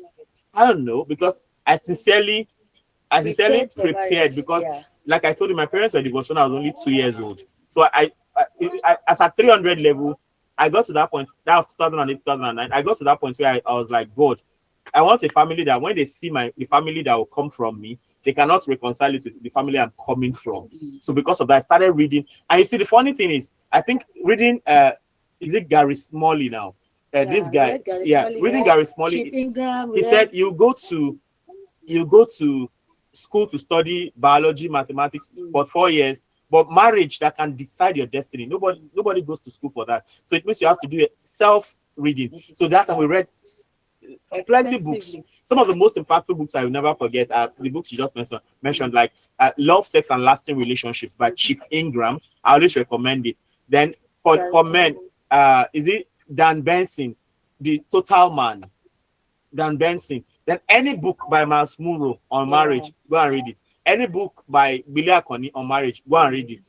Then for the women too, there's a couple of, in fact, Miles Munro also writes for women. So for women understanding their body, The Total Woman. No, that's not every woman. Now, every woman is not a Christian book, but to help you to understand your body, because sometimes some issues some people have in marriage is because women don't understand their bodies, right? So things like that. So there are lots of books to read, and if you are not the reading type, there's a lot of, some of these books are even on YouTube that they'll just be reading it to you, audio, or you even have apps that can read PDF books. So you have all these books freely all over the place. I remember Friend Relationship by Jeff Taylor, Friend Relationship. Then The Dignity of Manhood by Billy Akoni.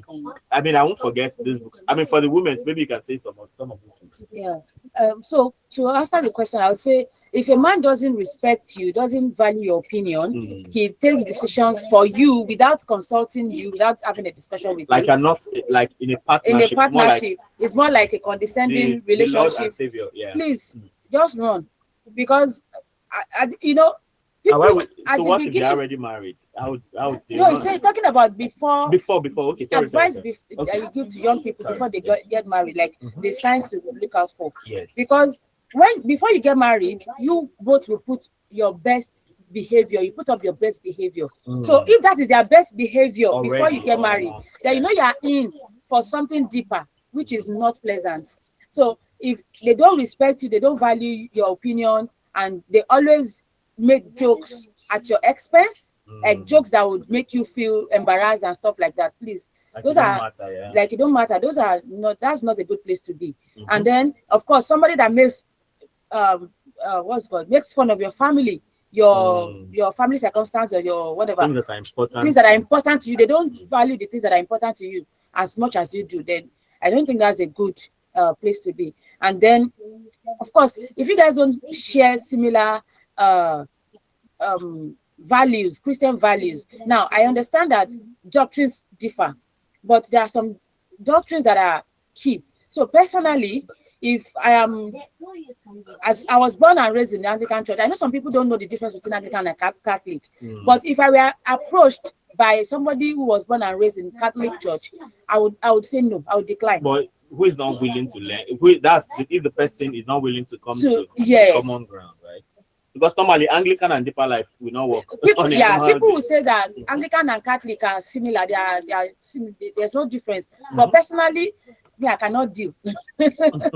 So at least understand that you both share similar values, Christian values, not just the fact that they are Christians, but Christian values. I think that would be my response to the question. Yeah, I think that And was regarding the books, I think the same books you mentioned are good. And the books by Joyce Meyer, I think there like was about emotions. And yeah, all this something kind about of- emotions and hearing God. There was a book on emotion and there was another book on hearing God by Joyce Meyer. Those books are also good. the something lady by this pastor T.D. Jakes. T.D. Jakes. Yeah, The lady, The a lady, woman, A and Woman a and Our Lord. Lord. I read that. The book. lady, It's so a cool. woman, and a Lord is Mhm. also a good one. And the woman that was loosed. Yeah, Woman that was loose. That's Yeah. also a good. Yeah, T.D. Jakes. T.D. Jakes. Yeah, by T.D. Jakes. Yeah. All right. Thank you much. Now, we now go to our mentor, Mr. Falawumi, to give us just 1 minute a word based on worship. Thank you, sir.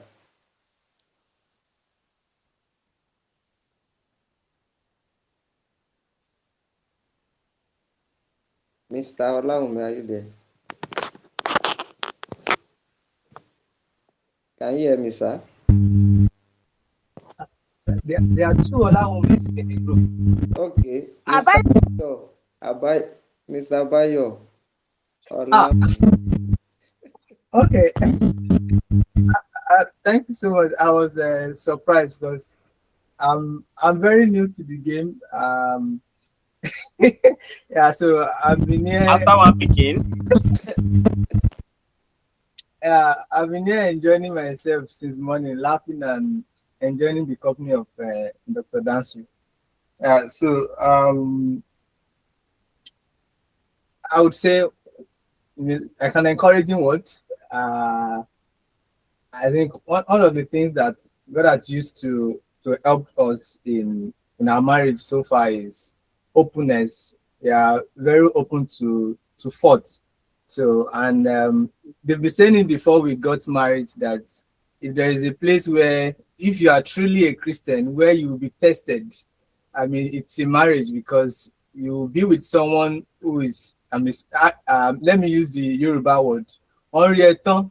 So, like, you can go to church and put on nice clothes and be a tongue-speaking brother, but you believe in someone that's, as in, seen your back and seen your front.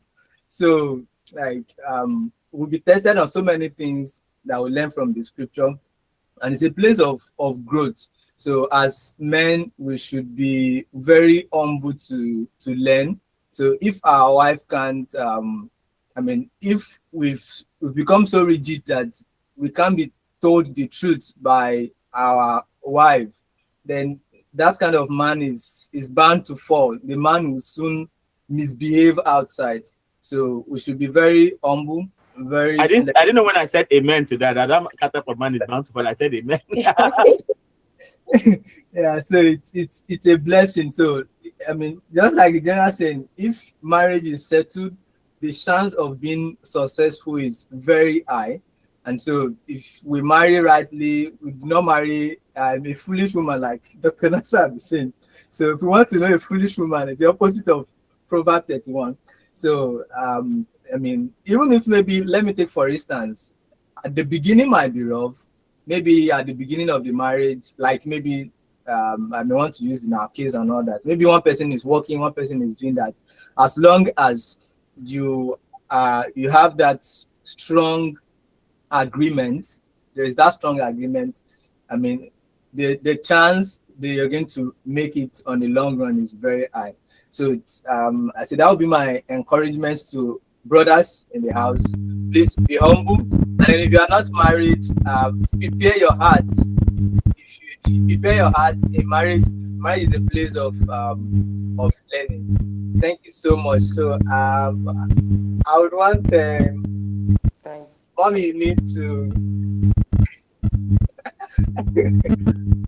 All right. Thank you, ma. Thank you, sir. Brothers, be humble. Be humble. That's the takeaway. And for the Real Girls Forum, who are we calling to round up for us? Ma. Yeah. We already mentioned her name. Antokpa, Okay. are you there? Are you still with us? Can you speak? Yes, I can. Okay, thank you. Go ahead. Just put me on the spot. All You of a don't put to sudden.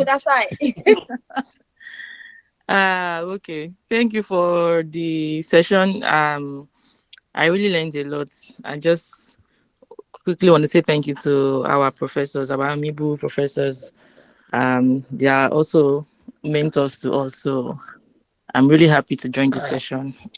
For me, I don't really have much to say because they've said everything. Actually, they've covered all the aspects. But if I were to say just something small, I would say for singles, don't be pressured. Like, don't get married because of pressure, like societal pressure, family pressure. Like, that's one of the wrong reasons to get married. Probably because of what people will say or time is going, things like that. It never works well. And then for married people, I would say I don't have much experience, sorry, but I would say that be friends with the Holy Spirit. Like, that's like my biggest advice. The Holy Spirit is our teacher, is our comforter, he will correct you where you need correction, and he'll give you wisdom when you need to apply wisdom. So that's like the ultimate thing that I would say from my experience. Be friends with the Holy Spirit. Have a relationship with the Holy Spirit. Just He's always there. He would always instruct you, and listen and obey when he does. So that's all for me. Thank you. Thank you very much, ma. Be friend with the Holy Spirit. That's cool. Thank you. When are we going to have this session again? This is We initially planned this for real boys, right? It was Margaret that said it to the leaders group, RBF leaders group. That, when are we going to meet with the ladies? And I'm like, oh, this is a good topic where we can partner. So I think our initial plan was to have this quarterly, but I think we drifted off, and now we are here. So this is August, so because we can still have one more this year, September, October, November, we can have one. So 2 quarters ago. So this third quarter. Third quarter. So we can have one more. One more, yeah. For October, November, December. Yeah. Thank you very much, ma. Mrs. Adeyiga, closing remark. All right, once again, we really want to appreciate everyone. Thank you so much for coming. At a point, we're like 20 on the call, and I was really glad that people were able to turn up, and I believe you all got values. So thank you, our panelists, the convener of the Real Boys Forum and the Real Girls Forum. Thank you so much for all you do. Thanks for answering the call. Thank you for, at the point when Okumane was talking, my daughter is there, so I would like to put some things. When I was saying some things, and I was seeing my Okuma, and say, hey, it's not the enter body. As they say, you get what I mean? So I said, well, we need to actually do this, so that people can, Christian brothers as well, they can get this thing. They can understand that this is how it actually works. People don't talk about these things enough. And I'm glad that we have such a forum where we get to talk as sisters and brothers, and we are all learning from one another. So thank you so much. And till we see again during the next hangout for real boys and real girls. Keep safe. Thank you.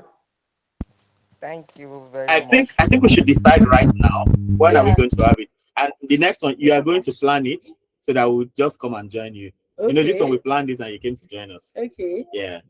So this is August? July, August, September. July, August, September. October, November, December. Sometime so there. Around November? November, okay. So that's maybe first or second Saturday or something. If it's going to be in November, then it should be first Saturday or second. So second. Just decide and let us know. So let's know ahead. So let's quickly know so that our programs lead will not have to bother for that month. Okay. So November. you already know, shouldn't bother about November. Yes. Yeah. So thank you. Appreciation to everyone that stayed. It was supposed to be 2 hours, right? 2 hours, yeah. Now we spent extra for the 7 minutes. Yeah, sorry. So thank you, everyone. Yeah, I think we God can bless appreciate you. everybody one after the other. Like, Uh, so you take I one think name, I'll take the next. Abimbola Akintola is a Mrs. So thank you, Mrs. Abimbola Akintola. Thanks for coming. Our moderator from RGF, Adeyiga Taiwo, my paddy from my wife's family. God And- bless you. Yeah, Doctor in Transit. Ayodeji Sunday Timileyin. Thank you so much for staying till the end. Thank you, thank you. Emmanuel, allow me my namesake. Thanks for being here. And the program's coordinator for RBF, Mr. Israel Iniolu Ogushola. Thank you so much for setting this up. Ideas the cry for the suggesting the guys. idea. You're always bringing us hot things. Yeah. Then Maugbe Bankole, my guy, God bless you. Thanks for always being there. He's our social lead and he's been so efficient. Thank you so much. Yes, one of our mentors, Mrs. Moyi Dipe, Aderiola. Yeah. Thank you so much for staying till the end. God bless you. Sis, good to see you again. God bless you. Yeah. Olamilekon Badru, that's our admin lead in RBF. God bless you. He's very gentle, just soft-spoken, easygoing. God bless you, sir. And the Iyala Jegbogo China of Japan. Chacho. Alasika Miroke, thank you so much for staying. It's already past midnight, but you're still here. God bless you. Senpai, Olaumi Abayomi. God bless you. Thank you for always blessing us. We'll join, okay. And then of course Antope the offside. Yes, so she's the one I'm Thank always you. looking forward to my wife having their long call with. Though even if I don't hear what they are saying, but I just they happy seeing these people they talk. I wonder how that works. Yeah, and we have Osijinore Achor. Yeah. God bless you. She's our latest senpai on board. Yeah. Is she in RGF already? Not yet. So you don't want to miss out on this kind of coach. I beg. Yes, so please quickly drag her, join enter. RGF in the group. The link is in the group. I mean in the chat rather. The link to join RGF. Yeah. The Real Girls Please, Forum. girls, if you come to RBF, we will not admit you. So Go it's to RGF. That's for the ladies. And then we have Pratendale. That one of the most active RGF. Yeah, thank you for RBF the guys. questions, the lively questions in the session. Uja Franca, thank you for being here. I know you've been so blessed. Thanks a lot for coming. Yeah, I think that's it. Yeah, so that's about it. So the whole idea is, I started RBF because the idea for RBF started in Futa, by the way, and I discovered I was an exco in the fellowship, started from 200 level, and I discovered all the excos, all they had was school daughter. And I'm like, all of you are having school daughter. Nobody had school sons. So I'm like, I'm going to be Baba for the boys. So because at the end of the day, you train all the girls. Of course, we know some of them, they are training the school daughters for marriage. We know. Them. Although some of them are also sincerely training the ladies to be better people. That's also true. But after training the ladies to be fine, then you didn't train the guys. So the nice ladies will now go and marry stupid boys. That's for me. I didn't want that to happen. So when guys were taking ladies out to maybe for prayers and everything, I was taking the guys out. I was taking the guys to Chicken Republic to know about their family life, what their their stories, and see how we can help. And so I started that from Futa. So around 2023 or something like that, I felt we should have something, even if it is online. So I didn't know what it should be, how it should happen. And my wife just went out, she shared questionnaires to some of my guys already. And because I have some practical examples of people I have mentored like that came out well, so I felt we should do this on a large scale. So January 1st, 2024, we started out as RBF, Real Boys. We decided the name on our way to Shizuoka, so on our wedding anniversary, 2023, I believe. Yeah. And finally, we started January 1st, 2024. It's been a nice time talking about different people. Have been so blessed. People have been healed. Issues of black tax have been addressed. Yeah. This burden you have, once you start working, everybody's waiting. How you do that without killing yourself in the process. Those are the kind of issues we discussed. And a year after, almost as soon as we started, some ladies were like, you guys are selfish. What about girls now? I'm like, okay, the mama for the girls, if she likes, she can also do something. Yeah. So I think it was sure that the middle of her PhD, so she couldn't start. So she finally started 2024. How's the experience been? It's been great so far. It's been I feel like I can do more. But I mean, it's always a blessing to have willing people to pour into, and people who always make a demand on the grace of God on your life. So I think it's a blessing. And so on this note, we apologize once more for taking so much time. We scheduled for 2 hours. Now it's almost 3 hours. Thank you so much for waiting till this time. And for everybody that came at any point, some people have left. I think we picked at 24, 25 or something. I think that's a good one. More importantly, this is recorded and we are going to put it on the, you don't have a YouTube channel? We have. Okay, fine. So we are going to collaborate. Yes. So we share it on my personal YouTube channel. We actually created an RBF YouTube channel when we started out, but I was looking at the stress of managing the two. But I know a time is going to come. We're going to separate the channel, and then all the videos of RBF on my channel, I will upload them there, and then it will. So maybe by then we have people more hands to manage all that. So, but for now, it's going to be on my personal YouTube page in collaboration with the RGF YouTube channel, so that people who are not even here, or people who came in between, can still catch up with some things they missed. Or maybe if you need, maybe when Maugbe is finally ready, you go and listen again, and we'll now. And then regarding the PDF, we'll see how we can make it happen. So we wrote a book. We wrote 2 books last year, which we have not published. We wrote one about sex. We wrote one about marriage. The first one was about marriage. I think doing marriage or something like that.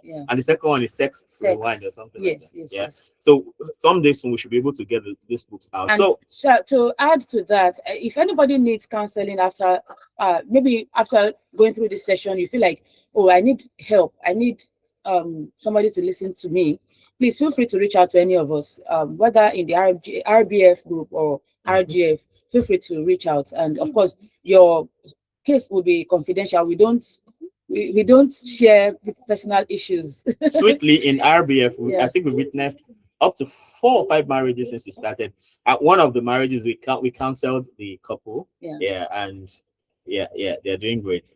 All right. So on this note, thank you very much for being here. God bless you. I bless you with every emoji I can have here. All the love, all the thumbs up, all the Party enjoyment. pops. God bless you. Oh, that thing is called party pops. I don't learn something new today. Party pops. And you see, we don't know everything. I never knew that. I used that a lot, but I don't know it was called party pops. Now I know. So we learn in marriage too. So I think my parting word finally will be this: that it takes one person to destroy a marriage. But it takes 2 people to make it work. So once you just need one strong person to scatter the marriage, but you need 2 of you to work together to make it work. So on this note, this is Emmanuel and Margaret Dansu saying thank you for attending. God bless you so much. See you when next we can see. Bye. See you.